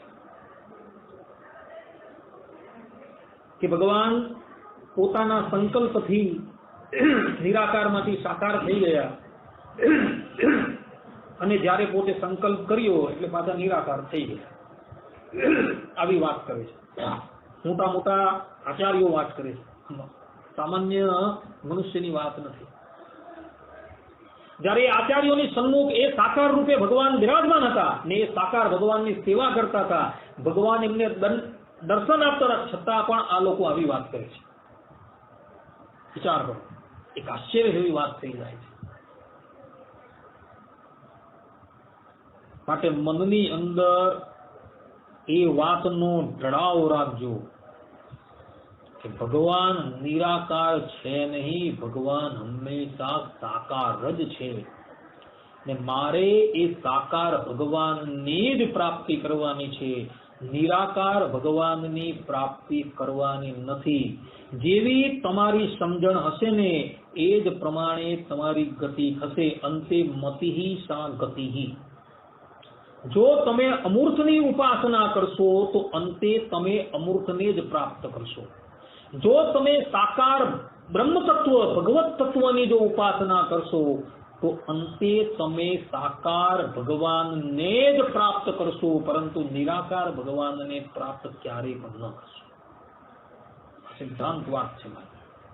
જેવી તમારી મતિ છે અત્યારે તેવી જ અંતે તમારી ગતિ થાય. શંકરાચાર્યના મતવાળા જે છે એ ઈશ્વરને માયિક માને છે કે એમનો દેહ જે છે એ માયામય છે અને નિરાકાર જે ભગવાન જે છે એ જ સત્ય સ્વરૂપ છે. તો પછી એ લોકોની ગતિ પણ એ જ પ્રમાણે થાય. સમાધિ પ્રકરણ જયારે ભગવાન સ્વામિનારાયણ ચલાવતા હતા તેમાં માંગરોળની અંદર તમે જોજો, સત્સંગી જીવનના દ્વિતીય પ્રકરણની અંદર આ વાત છે. શાંકર ઉપાસકો જયારે ભગવાન સ્વામિનારાયણની પાસે આવ્યા ત્યારે એમને ભગવાનને નિરાકાર જ્યોતિના દર્શન કરાવ્યા, સાકાર બ્રહ્મ તત્વના દર્શન નહીં કરાવ્યા એ લોકોને, કારણ કે અધિકાર નહીં હતો એ લોકોનો. એ લોકો જેની ઉપાસના કરતા હતા તે જ પ્રમાણે ભગવાન એને દર્શન કરાવ્યા. વલ્લભપુરના અનુયાયી આવ્યા તો ભગવાન એને રાધા કૃષ્ણના દર્શન કરાવ્યા કે જો આ સાકાર બ્રહ્મ તત્વ રહ્યું છે. રામાનુજ સંપ્રદાયના આવ્યા તો લક્ષ્મીનારાયણ રૂપે બતાવ્યા કે જો આ લક્ષ્મીનારાયણ. રામાનંદીઓ આવ્યા તો રામાનંદીઓને રાધા શ્રી રામ અને સીતા રૂપે દર્શન બતાવ્યું કે જોઈ લે. જેનો જેવો અધિકાર હતો તે પ્રમાણે ભગવાને એને દર્શન કરાવ્યા. નિરાકારના ઉપાસકો આવ્યા તો નિરાકાર પ્રમાણે ભગવાનને દર્શન કરાવ્યા, અધિકાર ન હતો એ લોકોનો. માટે મનની અંદર આ વાતનો હંમેશા જણાવ રાખજો. ભલે શાસ્ત્રોનું અધ્યયન નથી કર્યું, ઓછું ભણેલા છે, શાસ્ત્રની અંદર ડીશ આપણી નથી પહોંચી, પરંતુ મનની અંદર એવો જણાવ રાખજો કે આપણા નંદ સંતો, આપણા પ્રાચીન આચાર્યો જે થઈ ગયા છે, જે સંપ્રદાયની અંદર આપણે છીએ, જેની ગુરુ પરંપરાની અંદર આપણે છીએ, એ અમારા ગુરુઓ ક્યારેય પણ અસત્ય નહીં બોલે. ભગવાન સાકાર છે ને છે. તો ભગવાન સ્વામિનારાયણ આવી સમજણ ધરાવનારા વિશે કહે છે કે આવી સમજણ જે ધરાવતો હોય ને એમના ચરણારવિંદની રજ લઈને અમે અમારા મસ્તક પર ચડાવીએ. ભગવાન વચનામૃતમાં કહે જે એમ સમજતો હોય તે. વિચાર કરો, ભગવાનને સાકાર વાન આટલો પ્રિય છે કે એવી સમજણ ધરાવનારા ભગવત ભક્તના ચરણારવિંદરની રજ જે છે એ તો અમે ગ્રહણ કરીને પોતાના અમારા મસ્તક પર ધારણ કરીએ છીએ. આવી સમજણ ધરાવનારા વ્યક્તિને હું પોતે જે પરબ્રહ્મ પરમાત્મા છું એને પોતાના એટલે કે મારા મસ્તક પર લઈને ફરું છું એવું ભગવાન સ્વામિનારાયણ કહી રહ્યા. કેવળ ભગવાનને સાકાર સમજો તો અને ભગવાનના જન્મ અને કર્મને તમે દિવ્ય સમજો ને તો આ જન્મ પૂર્ણ થયા બાદ તમારો ભગવાનમાં પ્રવેશ થાય. જન્મ કર્મ ચ મેં દિવ્યમ ભગવાન ગીતાની અંદર કહે છે કે જે મારા જન્મ અને કર્મને દિવ્ય સમજે ને એ પુનઃ આ ધરાતલની ઉપર પ્રગટ નહીં થતો ભક્તો, એમ કહે ભગવાન. એનો મારી અંદર જ પ્રવેશ થાય સીધો. કારણ કે કૃષ્ણ અવતારની અંદર જે લીલાઓ થયેલી જ ને એ લીલાઓ એવી બધી થયેલી છે કે તમે એને વિચારી પણ નહીં શકો. ભગવાન સ્વામિનારાયણ મધ્યના 17મા વચનામૃતમાં કહે કે એ ભગવત ભક્તો જે છે એ તો ભગવાનની સમર્થ લીલા કે અસમર્થ લીલા એ બધાનું જ ગાન કરતું હોય. કોઈ પણ લીલા હોય એનું ગાન કરે, એમાં એને સંશય નહીં હોય. પરીક્ષિત રાજાને સંશય થયો તો રાસ ક્રીડાનું વર્ણન સાંભળીને, પરંતુ સુખદેવજી મહારાજને થયો ન હતો. એટલે મનની અંદર એવી દ્રઢાઓ રાખીને બેસજો, એવી દ્રઢતા રાખજો કે ભગવાનની લીલાઓ જે છે એ ચાહે ગમે તેવી હોય એ બધી જ કલ્યાણકારી છે. અને ભગવાન નિરાકાર છે જ નહીં, ભગવાન સાકાર જ છે એવી દ્રઢતા રાખશો ને તો અંતે ભગવાનના ધામમાં જશો. અને એવી દ્રઢતા ન રાખો અને એમ સમજણ રાખો કે ભગવાન તો અમૂર્ત છે, તો વિદુરજી અહીં કહી રહ્યા છે કે એવો વ્યક્તિ તો જે છે ને મૂઢ છે, એટલે કે મૂર્ખો છે. આવો વ્યક્તિ મૂર્ખ છે કે જે અમૂર્તની ઉપાસના કરે છે. અમૂર્તની ઉપાસના ક્યારેય પણ ભક્તો થઈ શકતી જ નથી. મૂર્ખની જ ઉપાસના થઈ શકે.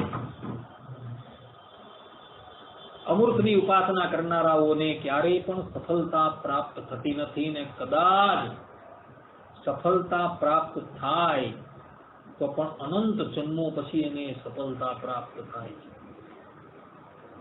તો એવા ગુરુ માર્ગ ઉપર જવા કરતા આ સરળ રાષ્ટ્રીય ધોરી માર્ગ રાજમાર્ગ છે એના પર કેમ ન જવું?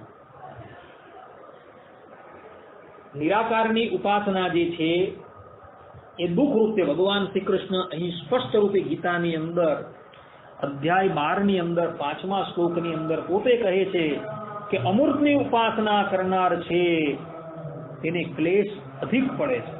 તો એવી ક્લેશ રૂપ ઉપાસના કરવી, એ ક્લેશ રૂપ ઉપાસના તમે કરો એના કરતા જે સરળ ઉપાસના જે છે સાકાર ભગવાનની ઉપાસના એ કેમ ન કરવી જોઈએ કે જેની અંદર કોઈ ક્લેશ જ નથી. આ સાકાર ભગવાન છે એમ સમજીને જો એનું ધ્યાન કરતા હોવ, ઉપાસના કરતા હોવ, તેમાં સરળતા કેટલી બધી છે. માટે હંમેશા સાકાર ભગવાન છે એમ સમજીને એની ઉપાસના કરજો. નિરાકારના ગ્રંથો તમારી પાસે આવે અને કોઈ નિરાકારનું પ્રતિપાદન કરનારો વ્યક્તિ પણ તમારી પાસે આવશે તો રામાનંદ સ્વામીની જેમ એને દૂર મોકલી આપજો કે ભાઈ ભગવાન તો સાકાર જ છે, ભલે અમને ખબર નથી પડતી પરંતુ ભગવાન સાકાર જ છે એમ સમજીને ભગવાનની સાકારપણે ઉપાસના કરજો. અમૂર્તની ઉપાસના ક્યારેય પણ ન કરતા. અન્યથા વિદુર નીતિમાં જેમ અહીં વિદુરજી અમૂર્તની ઉપાસના કરનારાને મૂઢ કહે છે તે પ્રમાણે અમૂર્તની ઉપાસના જો આપણે કરશું તો આપણે પણ મૂઢની અંદર આવી જશું. માટે આપણે ક્યારેય પણ મૂઢપણે ઓળખાવવું નથી.